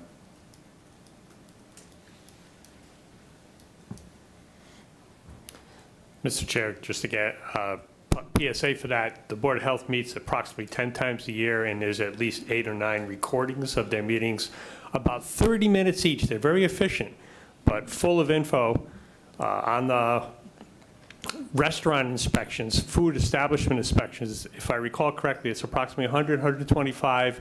They've changed from everyone getting an inspection twice a year to a risk-based approach. And that's been working out effectively as well. They can get into more details around how the categories of the risk were developed, but clearly somebody like, Sushi gets more inspection than somebody that's just using prepared foods all the time. So again, 30-minute meetings generally, and the recordings for at least 8 of them are available on a regular basis. Thank you, sir. Any health department questions? Anyone been sick lately? No. Disability Commission? That's actually under the, Gus Brown, actually, our building commissioner, attends some of those meetings, but this is for their annual expo, the Disability Expo. Okay. He just wants to talk, I know. He's back. Yep. Sorry, guys, I don't think there's any questions. For $1,000. You good with that? Yeah. Do you want to say anything? Other than they do a great job and. Do you know when the expo is? Oh, it already happened. Yeah, it was last week, a couple weeks ago? Last Saturday, okay. I think something the town administrator ought to know, Yep. The weather was not that great, and Was it Saturday? kind of a little bit of a downer, yes. But All right. energetic and everybody's always ready to go with that commission, so it works out well. Thank you, sir. Okay. Anybody? No? Yes? Council on Aging, I have an interest in this. Sorry. Yep. This is separate from the senior center, correct? Nope, this is the senior center. Is the senior center, okay. This is the senior center budget. Obviously, I'm not paying attention. It's about 600,000, but what's not reflected in here is about an additional 300,000. So the annual budget for them is about 900,000. But a third of the budget or so is paid for out of fees. So the program fees, the supportive day fees. So a lot of the staff that you'll see in here have offsets. I think probably in my tenure here, this is probably one of the things that I can really say that we're the most proud of as a community. After you remember George probably quite well, Karen Alves, our director, right in the pandemic, retired. Actually, that was about 5 years ago this fall. It's a remarkable growth down there. 5, 6 years ago, George, you may remember, half the building would be full with people maybe. The upstairs was never used, vacant rooms, and our new senior center director, Sarah, who I know is over here to the left, she's lobbying me for a 3rd floor because, and a parking garage. Amy and I had a hard time getting a parking space the other day for the volunteer luncheon. Most of the windows, usually by 11 o'clock a.m., are filled with sweat because it's so vibrant in there. The volunteer luncheon the other day, packed house, sold out events. Cheap plug, it's May 15th, I believe, a couple weeks, 2 weeks from today, at I think 9:30 or 10 in the morning, we are having an official ribbon cutting for the unveiling of the new outdoor pavilion and the van. So, yep. And these are projects a long time coming, but the van has become very popular. The pavilion will become popular once we have some chairs outside, but you know, those are long-term projects that the seniors have been asking for a long time. So congratulations to Sarah and Chastity and the whole team for an incredible job. I can't wait till I become a senior and can go there. It's probably not that far away, but. Just a quick note, at a medical appointment that I had, I seem to have them all lately, I'm sitting at Milford Hospital, and there's a group of people waiting, and they're talking about the senior center. They were from Blackstone, Bellingham, Millville, and one other fun place. They come here, because it's better than anything they have. And that's the best that you can get. Yep. And they had no idea who I was or what I did, and they were, it was like, my goodness. So, that was not a cheap plug. That was good. Just one question there, just for my understanding, for clarification. In Council on Aging, the salaries that I'm seeing here, they are net of, do they exclude what comes from fees? Does that make sense? Okay. So if you look at the sheet, you'll see there's what we call offsets. And so a lot of those salaries are offsets. So you'll see a salary for, say, $68,000, but there's an offset of $27,000 or so. So that's paid for out of separate accounts. This is the one department, a rare department, that has multiple what we call revolving accounts. You know, there's no right or wrong way to do it. It's the way we inherited it from when my predecessor was here. But what you would see over time, particularly the last 4 years, is the staff is doing an incredible job capturing all the revenue, accounting for the revenue. And you know, there are some state subsidies that come in as well, certainly for low-income issues, particularly with food. There's a formula grant, so there's a lot of other unique pots of money, if you will, that come in from the Commonwealth or from fees that offset a lot of these salaries.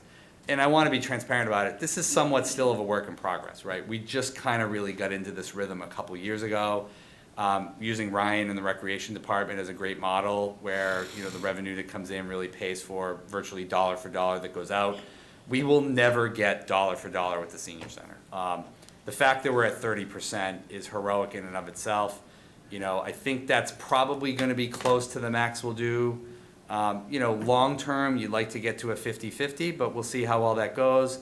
And the sensitivity with that is, and I know it's equal for Ryan's department as well, you know, we're obviously serving a lot of people on fixed incomes who are low income, who are on, you know, various types of government benefits. And so we're trying to be sensitive to obviously all those different issues of not raising prices to make it dollar for dollar, right? Whereas most of the stuff that Ryan provides is going to be dollar for dollar because people have the ability to pay, even though he waives the fees for people with financial hardship. But particularly with the senior center, you can typically see metrics that show when people that have financial hardship, particularly from the pandemic, are going to stop coming at some point if they can't get the bus ride for free or for $1, or the breakfast for $1 or $2 versus, you know, something else. So that's a very fine balance, which is why I don't think there'll really be much, you know, in the long run, we'll track it, but I don't think there'll be, you know, we'll probably be at this ratio probably for a little bit.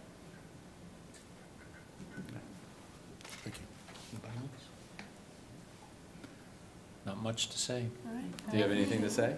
I would just add to, I know the offsets aren't totaled here, and Jamie kind of covered it, but of those, the salaries, you see the 558,000 there, but 270,000 of that is offset by those fees, so. And a couple little changes, just if people had questions. What Jamie said is we're just like diving into it, really tracking the funds now. Some things that were changed, the professional development line and dues and memberships, because we have those revolving accounts, things weren't quite being pulled exactly from where they should be. So we're fully cleaning that up and coding it correctly, so we can track it better and then look at that percentage that maybe we can support our own programs ourselves. So, given that everything that we are doing or talking about, this is all assumes an override that passes, could you talk for a moment, Sarah, on what the impact might be if, you know, if there is no override? I mean, will offsets have to take up more of the salary? Just how do you see that impacting the work you do? Yeah, it would be hugely detrimental, to put it lightly, just because, as you can kind of see from the way that our budget is set up, we just don't have much in expenses. You know, we're able to do that somewhat through fees, through our Friends of Franklin Elders. You know, it's not listed on here, but we added up, in the last 2 years, we've done about 65,700 in grants, and that doesn't even include the van grant that came before, the year before that, which was $110,000. So when we say, like, think outside of the box, on expenses side, there's nowhere else to really turn to. Because when you look at our expenses, the $25,000 for transportation, that is to offset GATRA, to make it affordable for seniors to get to the center and around town if they don't have transportation. Outside of that, everything that's left, if I did the math quickly, it's close to $9,000 that we run everything else that we do in the center. Everything else is just staff. And as with how many programs and things that we offer, the only thing that we can cut if the override doesn't pass will be staff.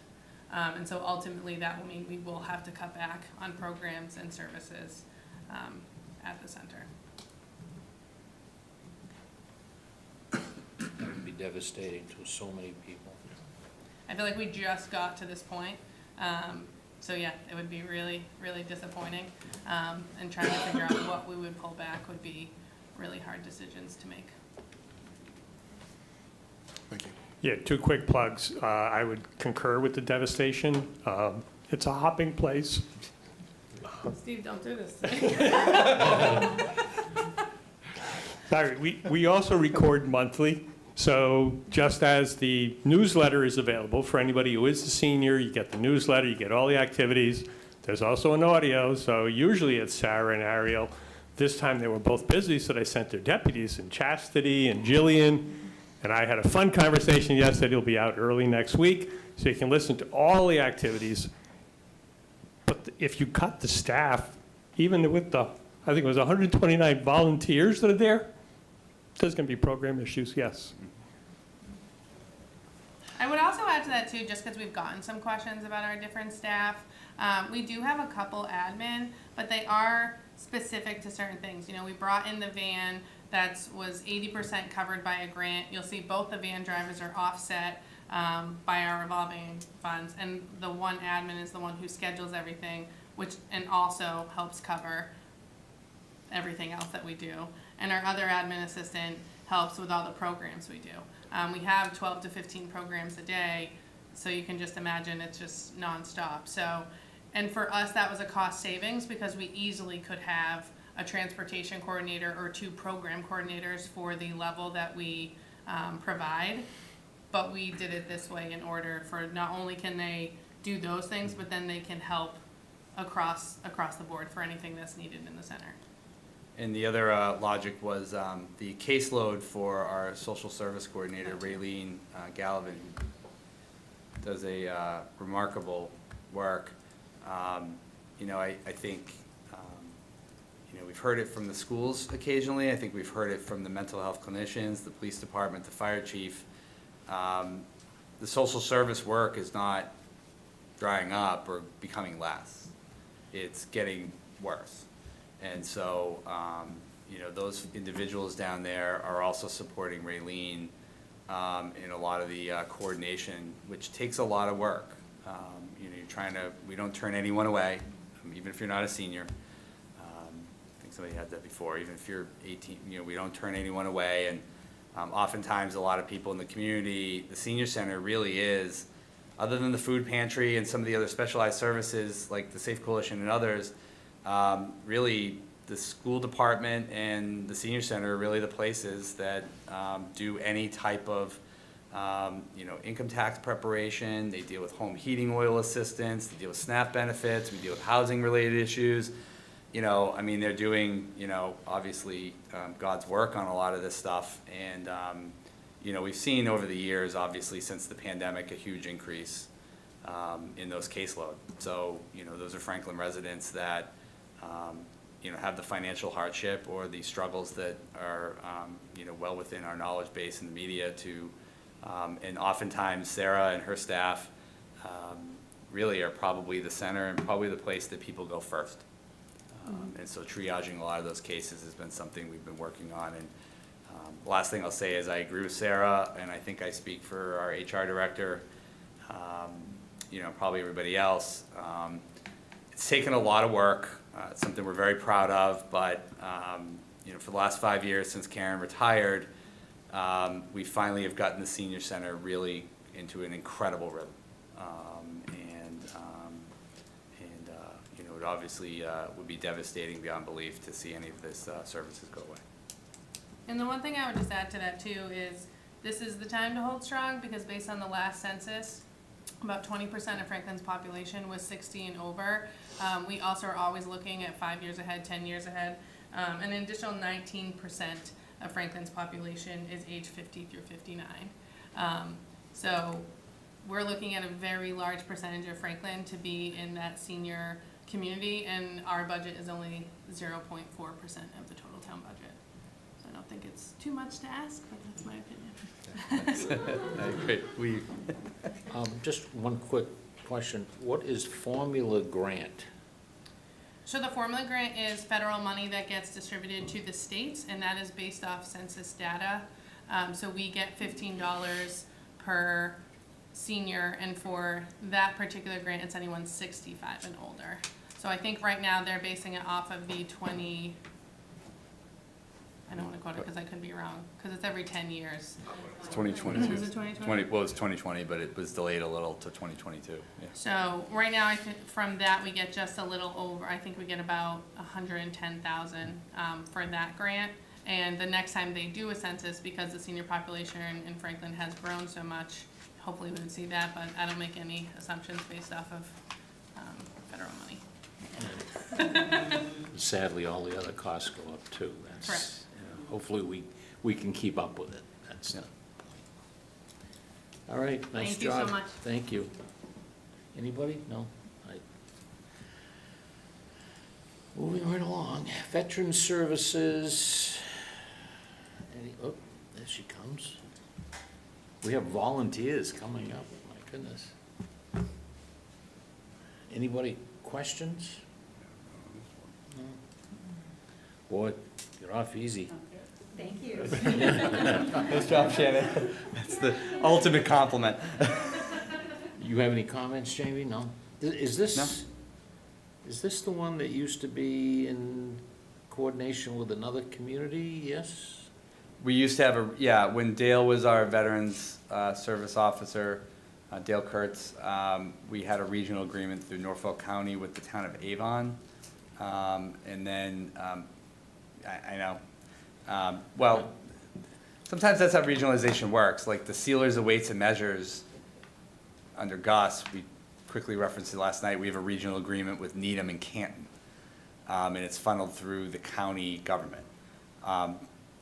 Anything we can do to save money, stabilize money, and get better services, we try to do. But I will say, a couple of reasons why we exited that agreement, it wasn't really, the agreement was fairly, a little antiquated, but you know, given the priority of the community, you know, Shannon and Deborah don't just do veterans benefits and do paper, you know, they coordinate all of the breakfasts, the luncheons, the parades, you know, the monthly coffees, the monthly guitar program we do. Like, there's a whole menu of additional stuff. Liaisoning with the Veterans Council in town. I mean, you know, if you want to ask Shannon more, she'd be happy to talk about it instead of me, but there's a lot more that goes into a lot of this, and you know, I think as a community of 34,000 people, you know, we really deserve to have and make sure the budget showed that we're dedicated to having a full-time veteran services officer and an administrative staff member to try to coordinate and make sure that you know, Shannon also coordinates all the capital projects in town on the monuments, making sure they're clean. So there's a tremendous amount of work that we do on her staff, and they do just an absolutely outstanding job. Thank you. All right. Thank you so much. Library. I see Felicia there. I don't think anybody has any questions for Felicia. No, just kidding. Just one question, are we above whatever the stupid minimum is? And I'll agree with you on that one, it is stupid. Well, it doesn't, as I remember, it doesn't allow you to include the millions and millions of dollars we spent on upkeep and additions to the building. I mean, we spend mucho dinero on that building. Why don't you correct it, or at least inform the committee of what the formula's like?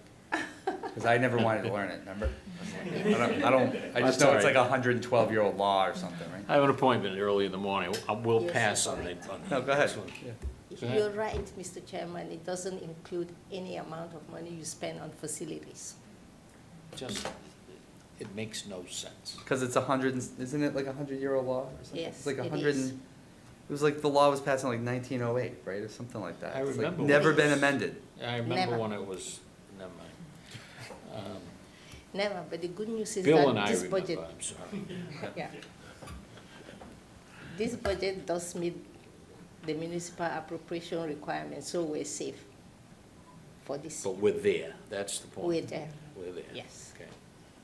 Questions for Felicia? It's a magnificent place. Oh, thank I you. love it. I have my library card from 1954, if you'd like it. Will it still work? I think that's for Rowan in the Historical Museum. Could be. I literally do. It's got a little metal plate on it. Used to use like a credit card machine to. Does it still work? I don't know, I should bring it in and see what I could get. Maybe it's worth some money. eBay. eBay. It'd be kind of cool to be at the desk, see it at the desk. Yeah, it would, from, I forget what year, I think it's 54. Okay, Thank you. thank you. Easy night. If Ryan's capable, after last evening. Yep. Just, Hang Tie closed last night, and both Ryan and I were there to bid it goodbye. That's all. Recreation, any questions, comments? The construction in your front yard isn't affecting anything? You had to go, stick with Hang Tie, will ya? All right, one thing I would say to that, seeing as how you went down that path, Ryan, in the rec department is gonna temporarily be at the Parmenter facility, at the end of closing of school. The disruption has been terrible, yeah. I mean, we all understand it's a $35 million project. You know, we all understand what it is, but it's been terrible. And tried to do the best we can, but luckily we were able to talk recently about trying to triage it through the summer and maybe through the fall. So that'll help out him and his team quite a bit. So. Anything else? Any comments, Ryan? You basically, what you spend, you take in, close enough, plus or minus a few bucks, right? Yep. Can't have a better record than that. Nope. Agreed. And how many kids? 7,200. 7,200. By the way, just again, for efficiency, 3 people. 3 staff members. 3. Wow. So for people that think, when I get emails about waste, fraud, and abuse, it's like, give me a break. 3 people, how many? 7,200, 7,500? 7,200. So, I might say that a little bit differently, Jamie, Yeah. not to push back too hard. They can send the emails. yeah, I know. They're just wrong. on- That- That's not actually much different than what I said. That's pretty much we're saying the same thing. Or I would say they're Well, I'm incorrect. just saying, I would be guess more politely saying they're incorrect. They're incorrect. Or maybe misinformed or not properly knowledge. I'm not trying to put anyone down. That's not like, I think it's a valid question to ask. I just don't know that it's justified based on what we've seen so far. Very well said. That's all I'm saying. Very well said. You know, you may say anything you want. Just a comment on the rec programs. I have 2 little kids, they're 10 and 7, and the quality of the coaches through the rec sports is far beyond when you pay 4 times at some private institution. So just a quick plug. Yeah. It's really hard to get into tennis lessons, for example, but they are top-notch through the rec. I shouldn't have said that, because now it's gonna make it worse. Yeah. But I'm It's just popular. saying, I'm just saying, it's really, really good, really quality programming as well, just to call that out. Back to hang tie, the only bitch I get up there about rec is there's not enough pickleball courts. I don't know. They're coming. They're coming? And Okay. people will hear them. Yes, I'm sure. They'll bitch about the noise, too. Yep. Any other questions, comments? Nothing? Doing okay. Historical Museum? Just one staff member and a small expense account. You know, we, Oh, here we go. oh, Rome's coming up. You have any questions? Here she comes.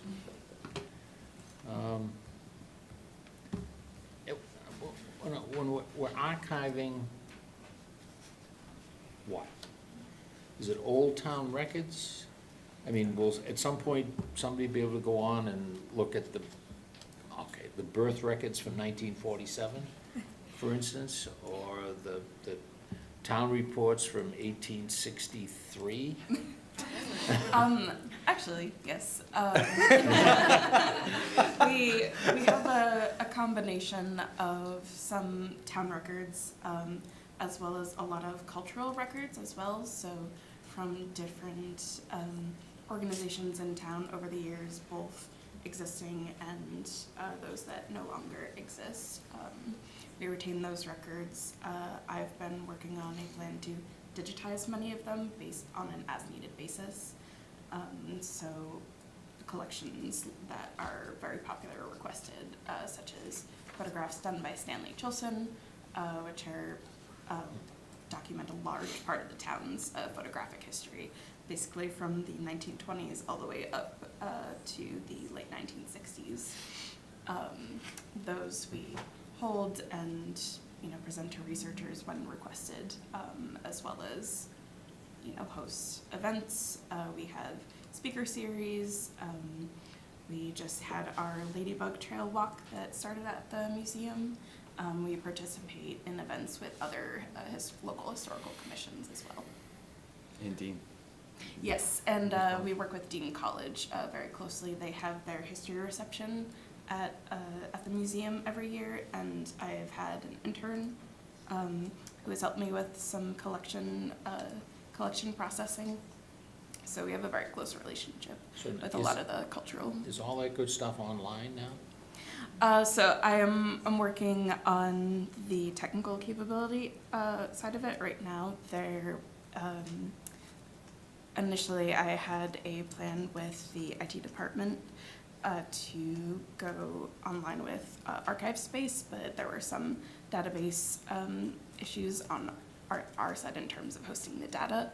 So I'm trying to find a more sustainable option for us. It'll likely be a cloud-based system so that there won't be a lot of data clogging up the servers. But yes, I'm working on plans to digitize a lot of that and have it be available online for folks. It's a fascinating place. I went on to a Stanley Chilson movie from, I think, 1927 or 8, in which I watched my mother graduate from then Horace Mann High School in this town. I might add that at the tender age of about 18, I would guess, she had a full head of gray hair. So you guys know where it came. But yeah, that kind of stuff is out there, and it's just, Yeah, it's a great place for people to, discover things about the town that they never knew existed, and especially with the rapid growth that we've enjoyed over the last 50 years, particularly coming up on the 250th anniversary of the town in 2028. It's a great repository and a great resource. not many towns had a Stanley Chilson running around with a movie camera. No, that's correct. In the 20s. He documented a lot of the buildings and cityscape over the years, absolutely. For an oldie, it's fascinating. Anybody else? Questions, comments? Nice job. Thanks, Ron. Thank you.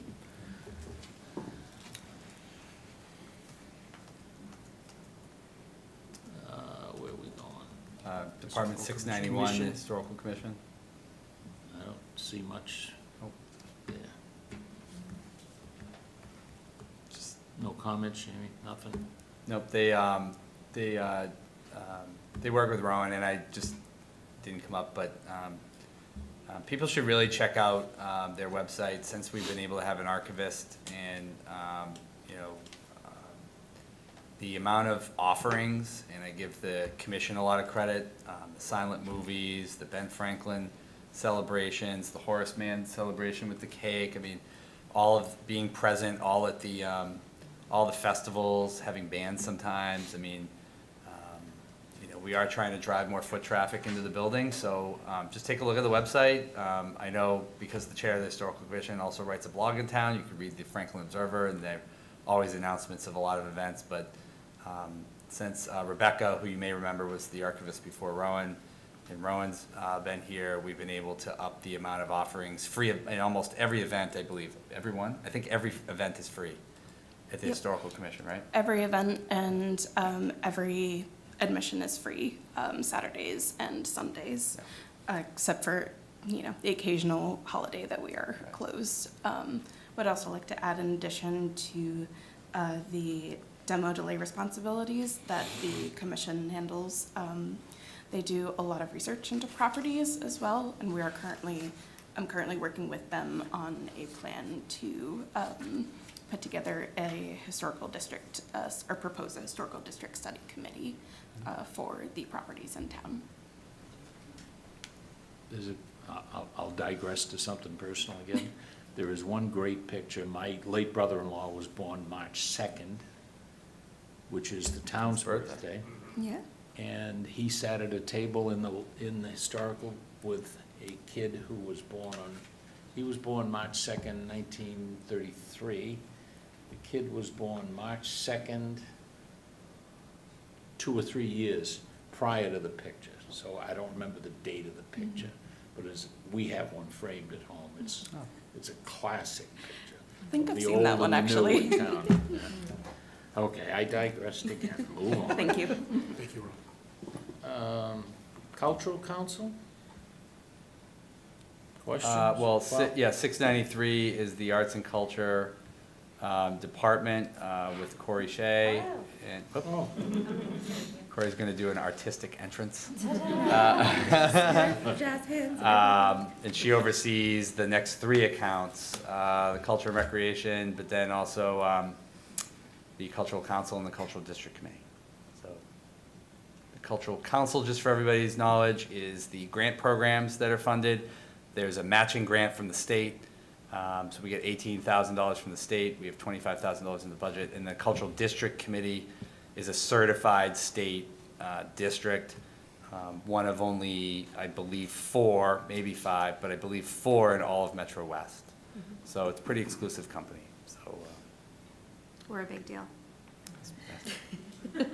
we are a big deal. Love that. So it's all the way through. Are you guys gonna be charged with Franklin 250 or whatever the name is going to be, or is that something else? That's a great question. So There are two campaigns really going on at this point in time. So the Massachusetts Office of Tourism has launched their MA 250, which is celebrating the entire nation's birth, but focusing clearly on Massachusetts. So I've attached a digital campaign as well as a guidebook to bring Franklin into that fold of that tourism. But then beyond that, in the year of 2028, we'll have our 250th for Franklin. So we're in the midst of gathering the wagons here and getting a committee together and planning the celebrations for that. The last I one was just adding, while in between some of the questions, I'm actually reviewing with Amy the committee charge on my second computer. And Amy's going to be leading a lot of this work in the future with Corey and also with the new, with Brian's replacement on a lot of economic development projects. We also have the World Cup coming next year. I believe the Lacrosse World Cup is coming the following year to Gillette Stadium. So we're looking at the next 4 years as being, revenue positive for hotels, meals, celebrating the town's history. As Ben stares me down up there and reminds us of the 250th. But we're looking at the committee charge, I think, being approved for the 250th anniversary committee in the next month or so, one of the council meetings. Yep. Thank you. You're It's welcome. well done. Yeah. Huzzah. Yes. Thanks, Gary.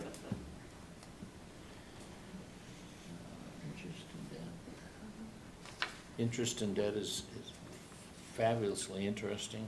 Any comments, questions? The only thing, Mr. Chairman, I would point out, just for the record, so people, if you look up there on the chart, you'll notice a lot of hash marks in 24, 25, 26. That's because the Horace Mann and I believe Keller Sullivan School's debt is now coming off the books. So that's good news.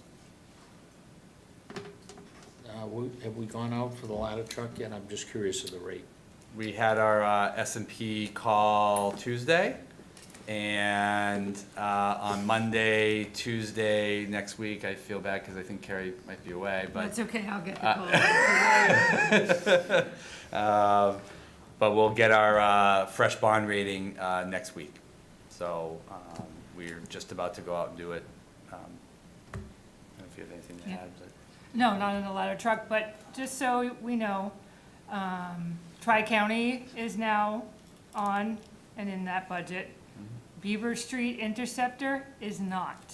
That's FY '27. Right. So that's when that'll be another. But that is a sewer and the rate, we have increased the rates to, Pay for that. yes. So it's just a couple things. Other than the police station, we probably don't have big bar. Remington, What about Jefferson. the school Just the Remington Jefferson. redistricting stuff? Is No. that- No? No, just the, so after the redistricting starts in September, your oldest school in Franklin will be Remington Jefferson, which is exceptionally rare and unique and a very good thing for the kids in Franklin. To have all your schools be within 30, 35 years old is remarkably young.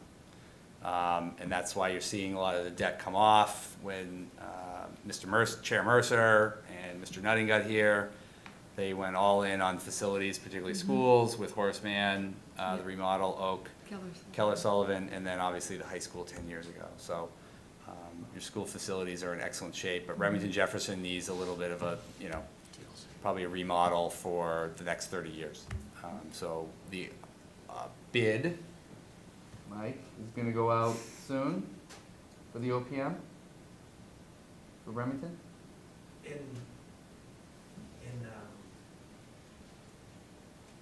June. June. So that project will start to get designed out in the fall. But they're set for the redistricting. Yep. As of the moment. Yep. We funded all of that with free Well, cash or grants and community I saw- preservation and some other. I saw Lucas with a little cadre of himself and the police Yeah. watching traffic the other day Oh. at the middle school. I said, oh, they'll be looking for some money to do something. Well, there's really one big project left, and that's the bus, the infrastructure rerouting for the buses at Keller. and I believe it's just really Keller Sullivan because of the hill. And because you're making it a full elementary as opposed to elementary and middle, you can't stagger the times of the school time. So all the kiddos will be arriving at the same time as opposed to a staggered time. So that requires a little bit of a tweak up there. And we funded the engineering portion of it in the capital program this year. But the superintendent's been very transparent with everybody and open that, you know, at least this first year is going to be a little bit of pain, getting used to that awkward shape of the cars going out onto Lincoln, and just how they're going to navigate all that. It'll certainly be a tough year. Okay. Debt and interest, the expenses defined, they're not gonna change, correct? That's Nope. just what the bond This is. is what the interest is. Yeah.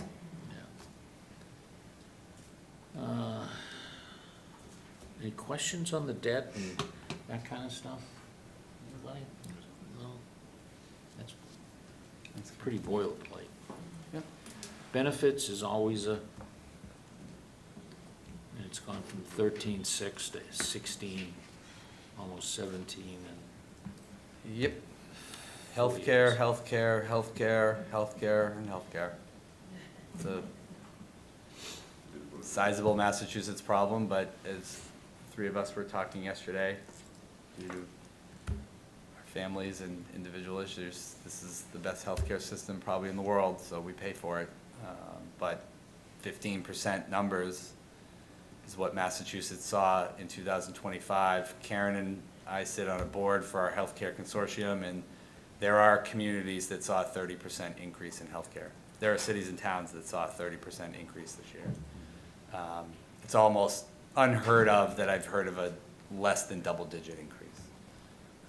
So we'll see what happens in the future, but that really is the driver there. The retirement assessment as well for Norfolk County pension. I think I wrote about this extensively in the budget in the fall. you got them to back down, as I remember. We did get them to back down. And we're gonna probably be in a position to ask them to back down for a few more years, if not the rest of my career. And it's just, at some point, those numbers are gonna have to start to see where we've seen an average of about 7% increases, maybe 6, 8. At some point, we're gonna have to start looking at an 8, 8.5, 8.9, 9% increase, just so we can make sure that we're paying our liabilities and obligations. And again, just for the record for all of you, but also everybody at home, that is every community in Norfolk County, and it is largely the same dynamic in all of the county or individualized retirement systems in eastern Massachusetts. So this is not a problem that's alone. And both healthcare and pension, PARAC, the state government has a worse problem than we do. So, and they also have a bigger OPEB problem than the town of Franklin does. So there's a lot there, and I do expect at some point in the next several years, the legislature will probably have to intervene at some point to deal with the state and local problems, and we'll just have to see what happens as things come up. But you know, this year we got the Norfolk to back down, and you know, through our insurance advisory committee, which is made up of members of each of the town's unions and non-union and retirees. We work collaboratively and work together as a team throughout the year to try to make sure we design out the best healthcare system that we can, that's both affordable for the community, but also tries to not disrupt plan design as much as possible for the employees. So it's been a model that's helped bend the trend, and for anybody that wants more numbers, please go into the budget narrative and the budget message, where there's some pretty extensive data sets in there from the HR staff. The only one other question I have is, and it's under employee benefits. Compensation reserve, is that to, on the, all of the contracts come up this year, right? Right. Is that to fill the gaps that may occur, or? It does, it's a tiny safety net. It's less for the contracts because we have done that in the past. You're right. We have put a huge number in there without contracts that are complete. I'm not gonna jinx ourselves, but negotiations have gone very well all spring. Our employees clearly and all of our unions are understanding of what's going on, and I would say the same thing. I've been in bargaining with the teachers all year as well as a member of that group, everybody has been very understanding and has been working very collaboratively together on bargaining. But all of those bargaining costs are what we estimate was the baseline for the COLA. Those are all baked into the actual departmental budgets that you saw. Comp reserve is also mostly used for unanticipated retirements. There may be a buyout provision in one of the collective bargaining agreements that we didn't anticipate. Things of that sort, or if we're negotiating a recruitment of, like say, a department head or any staff member, and the number in the budget is less than what we anticipated or what's negotiated, that's the fund that we use to compensate and to move the money around to make sure that we can get the candidate that we want. So those are a couple of examples, just high-level examples of where those monies in comp reserve generally go. Questions? Risk management, it went up, but no new buildings this year, right? Or is it just? No, the main cost driver there is just, again, insurance. It's just going up. There's a lot of claims, not just from Franklin, but just automobile accidents, building problems, natural disasters. We're certainly very nervous about what's being talked to the federal government revolving around FEMA and disaster aid. But premiums are going up, but there's also, until the final decisions are made on both Parmenter and Davis Thayer, because the Davis Thayer school is so old, and it's, it doesn't feel this way, but from an insurance perspective, it's a building that they would not insure. We have to get a separate policy to pay for both of those because they're vacant buildings, where you could have break-ins, there's a variety of things, right? And so we have to pay for two separate policies to insure both of those buildings, which certainly is worth the money easily for protecting, multi-million-dollar assets for the community. So those are a couple reasons why those costs are going up. But this is also, just for clarity, this is all town and school property. It's not just town. The unemployment insurance and the workers' comp insurance, the property and casualty, all of that insurance in the benefits budget and this line item covers all town and school facilities, covers all town insurance workers. The town budget, per se, pays out unemployment for even school employees. So this is a great example, I think we've talked about it many times before, but for the newer members, when we look at account 300 for the schools and we see 80 million, that's about 54% of the budget. And that number of percentage has ticked up, as Bob Dutch said on Monday. When I took over, it was about 51%, so we've been able to inch it up to 54 over a few years. But when you add in the costs that are in the municipal budget that are school-related, that's about another $20 million that are in the municipal budget for a variety of accounts that we just went through.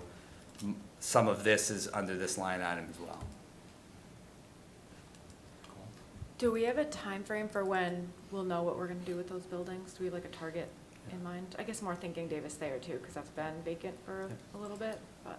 It's a great question. No, it's a great question. So there was a Davis Thayer reuse committee of 9 members that made a recommendation to the council. But the council semi-paused. Putting out an RFP of that parcel is an extraordinarily complicated request for proposals. But the real hang-up, more so, is the fact that there are some people in the community that are very passionate about the Davis Thayer School becoming the next police station.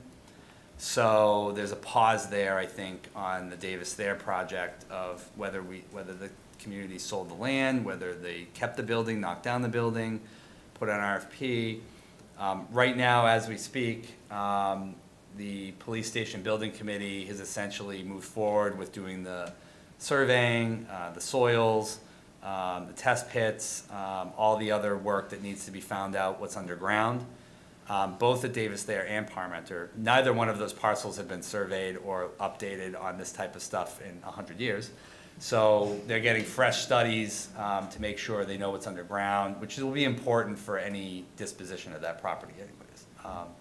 Is there rock underground? Is there old artifacts, maybe from the old schools that were that, you know, the Ray Building, who knows? So we're basically going down and looking at both parcels, wetlands delineations, things of that sort. Obviously, there's no wetlands we don't know of on Davis there, but Parmenter there will be. I would anticipate that the police station committee will get together again in June, and then you'll see some open houses and some community engagement in July, August, September, October-ish. And then at some point, the council is going to have to decide on, or the police station building committee will have to decide on which site they would like to see the police station on based on the conditions that they do. A little bit of a preview as well, the next police station committee will also have a full site analysis. Our GIS director, Kate Hinckley, and the consultants have worked on an analysis of every parcel in the entire community. They evaluated 180 or 150 parcels that might be also private parcels that we would have to pay to buy. But they're doing their due diligence to see, based on what the needs are for the station, what would be the best sites. And so I would anticipate later this fall, not only do we need certainty to design out the station, but also at some point, I think there is a lot of folks in town that I've heard from that really want to move on from Davis there one way or the other, right? And kind of like, let's make a decision. It may be a revenue source also. And if they do go out and somebody did bid on the parcel on Davis there, that would be a revenue source that would be able to offset some of the police station or the Remington Jefferson costs down the line. So, you know, I'd hope if everything went right, I would hope by the beginning of next calendar year, we'd at least have a game plan. I think that brings us to the end. Yep. We have a bunch of votes to take this evening. Nicole is very excited about that. Are you set, Jamie? I have one comment before we Have at it. just something it's been in the back of my head, and I didn't. It feels like right now Franklin's in a place where clearly we're trying to maintain, we're trying to preserve, we're trying to figure out how to afford the things that we've afforded in the past, and all that is good. But I'm kicking myself a little bit for not asking the question from the start, from each of the departments, what needs do you have today or anticipate in the near future that we're not meeting? What should we be planning for? You know, we have to figure out how to pay for what's going on today, but if we don't start thinking about what's coming down the pike, what's coming up next, we're going to find ourselves we're going to continue to find ourselves in these difficult situations. I didn't ask it today because I hadn't asked it in the prior sessions. I just didn't think that'd be fair. But I would like to.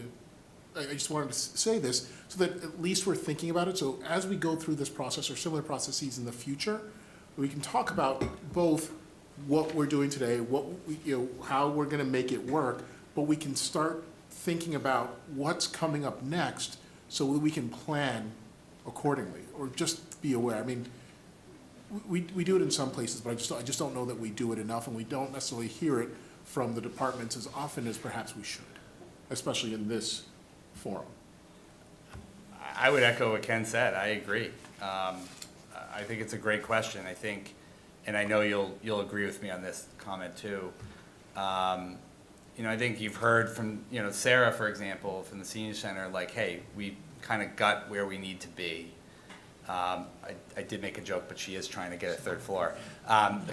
It's like a joke, but not really a joke. But I think in all seriousness, I think, Ken, it's a great question, and it's something that,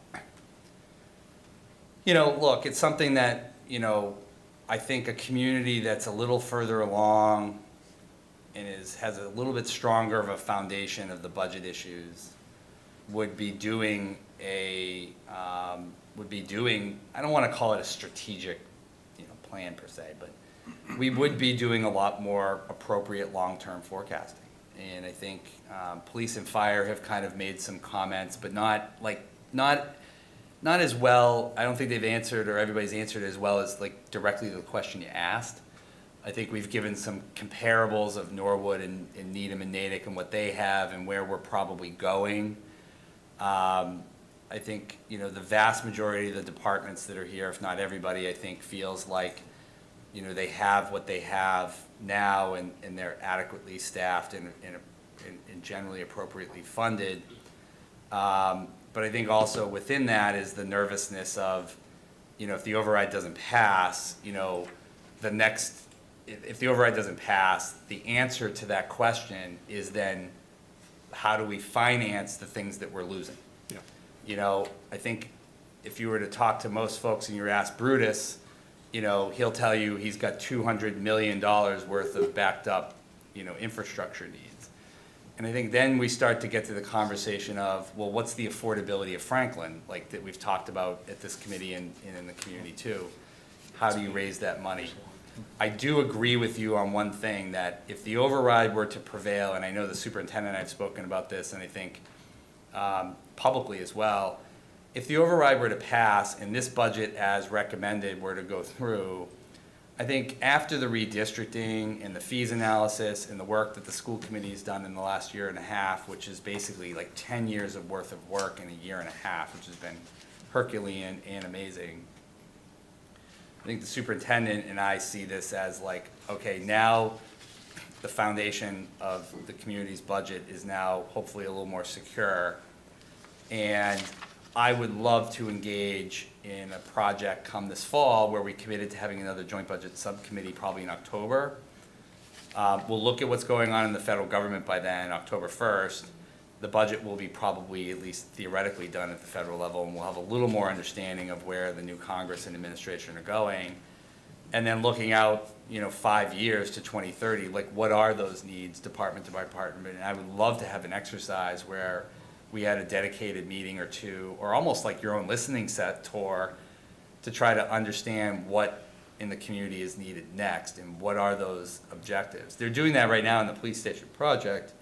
I think what's hard to answer, and it's so hard to say, but if the override were to fail, I think you would probably hear from a lot of people, just like the school community, restore AP, what about foreign language, what other investments are out there with arts and theater that the district has lost, and what other gains are we trying to make? And I think we've been trying not to have that like what's next, because we don't know the fate obviously of June 3rd. But I love the idea. Just I think it's been sorely needed, and quite frankly, the town has never had that kind of capacity staff-wise to do that kind of visioning.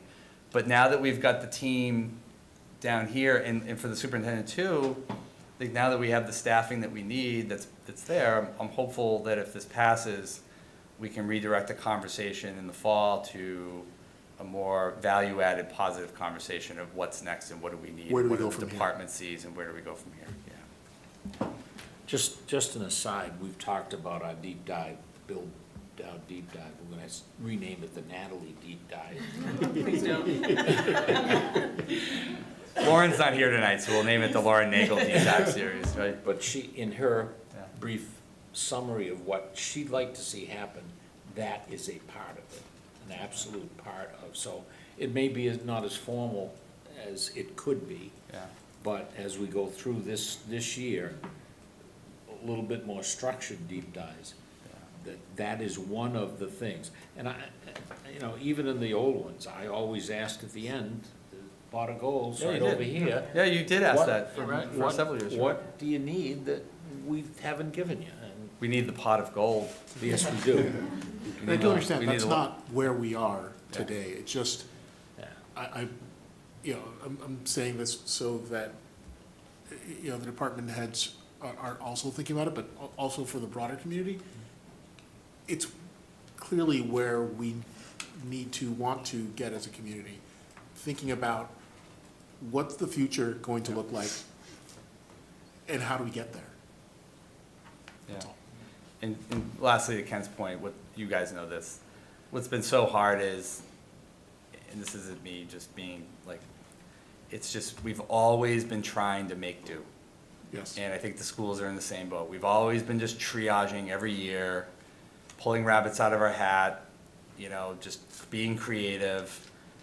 We lose money in state aid, we figure something else out, we reform departments, you know, and we've always been just getting by. And as I said during the budget hearing this year, I wrote my narratives everywhere, for the schools especially, I mean, this is an enormously critical vote on June 3rd. And I do believe that after 30, 40 years of Franklin transitioning from an agricultural small town to, you know, 30,000 people, you know, a modern day kind of edge city suburb, you know, it's just, the demographics have never been level. It's always been peak and then a big valley. And it's always been just dinks and dunks to get through and get by, and we're kind of, again, victims of our own success in the community. Like compensation and classification plans for metrics, we've never really done a long-term financial strategy because we've always been just getting by every year. So I applaud you on that comment. George always did ask about a pot of gold, you're right, for several years. And I would love if this is able to be stabilized in June, that we can pivot to the fall and look forward for the first time ever, probably finally looking forward. Instead of always looking backward and wondering what happened when and why this was that and what happened in the past. I think this is a really, really pivotal moment in the town's history to pivot towards the future. But if June 3rd obviously doesn't come out in the right way, we're going to be going backward again and saying, well, we don't have any roads money in the budget. After all the work we've done with snow and ice, Natalie, you've been a huge advocate. Sue Dusnap was a huge advocate of this, you know, for many years on the FinCom. Bill, Mike, all the members, you know, we finally got roads money in there. If this doesn't pass, we're taking all that back again, and we're going back to near zero. And then we're going to say, well, what we need for the future is to get the roads money back in the budget. Or in Felicia's case, we've been MAR compliant for 5 or 6, 7 years now. It took a lot of work to get there. When I first got here for 3 years, we were on the nasty list. We really were, and it was embarrassing to be the First Nations lending library and sit there and say, well, you know, we're just on the list of communities that just can't seem to get enough money to fully fund our library according to state law, right? And if we go back on that and we lose MAR, then that conversation in the fall, I think, is going to be, well, let's get back to MAR. And so I think Okay. You got it? A lot of paperwork to go through. Not that much. Come on, George. Huh? Is waive the reading an option in some of these? You have to make a motion to waive the reading, and then they have to take a voice vote. Ken's already on board. I can read pretty fast. It's the We have to roll call vote, it's I'm the sorry, roll have to call roll that's call gonna vote take us from a the while. waive the reading, yeah. Yeah. Thanks, Amy. I'm still in my legislative, on Zoom, that's right. Yep. Oh, that's right, two mics there. Okay, make a motion to adopt said general fund budget, water enterprise fund budget, sewer enterprise fund budget, solid waste enterprise fund budget, and stormwater enterprise fund budget as voted as set out in the fiscal year 2026 voting document with a total appropriation of $168,078,746, of which $150,112,064 is to be raised and appropriated in the balance transferred from enterprise fund revenues to be appropriated as detailed in the resolution. Can I get a second? Second. All right, we need a roll call vote. Mike? Aye. George? Aye. Natalie? Aye. Bill? Aye. Nicole is yes. Chris? Aye. And Ken? Yes. And Mike was, Yes, he said aye. Mike was, yep. you just did like a thumbs up or something? No, he No, said we aye. heard Oh, he did? No, I said it. Good, good. It's amazing, because it looks like he's on mute, but okay. Make a motion, be it resolved by the Franklin Town Council that Appendix A, Salary Schedule, Full-Time Elected Official, Chapter 4 of the Code of the Town of Franklin is amended as follows. Salary Schedule, Full-Time Elected Official, Town Clerk, Incumbent Salary of $111,366, be replaced with a fiscal year 26 salary, $114,150. Second. And roll call again is Mike, Yes. George, Yes. Natalie, Yes. Bill, Yes. Nicole is yes, Chris, Yes. and Ken. Yes. You're welcome. Thank you. Much appreciated. Making sure she doesn't go to Northborough. I'm not leaving. I know you. No, Northborough. Where is Northborough? Go out and turn I right. know. Resolution 2522, I make a motion, the Franklin Town Council hereby sets the expenditure limit for each revolving fund established under Franklin Town Code, Chapter 73, Departmental Revolving Funds for fiscal year 2026 as follows. Section 5B, Senior Center Activities Program, $125,000. Section 5C, Senior Center Supportive Day Program, $100,000. Section 5D, Use of Facilities Account, $100,000. Section 5E, Fire Department Rescue Training Program, $10,000. And Section 5F, Community Policing Programs, $25,000. Second. Thank you. Mike, Yes. George, Yes. Natalie, Yes. Bill, Yes. Nicole is yes, Chris, Yes. and Ken. Yes.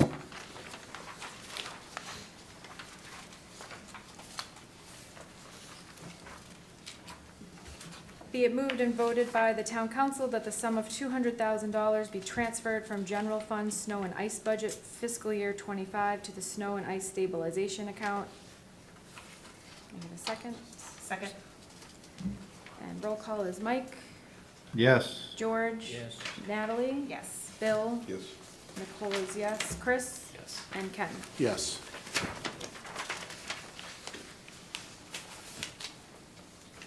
Resolution 2524, be it moved and voted by the town council that the sum of $1,252,231.87 be appropriated and transferred from Water Enterprise Fund retained earnings to the Waterline Capital Project authorized under Resolution 1905 dated January 30th, 2019. Second. Thank you. Mike, Yes. George, Yes. Natalie, Yes. Bill, Yes. Nicole is yes, Chris, Yes. and Ken. Yes. And that is it. Well done. Quick. Hey. Scorpio. That's okay.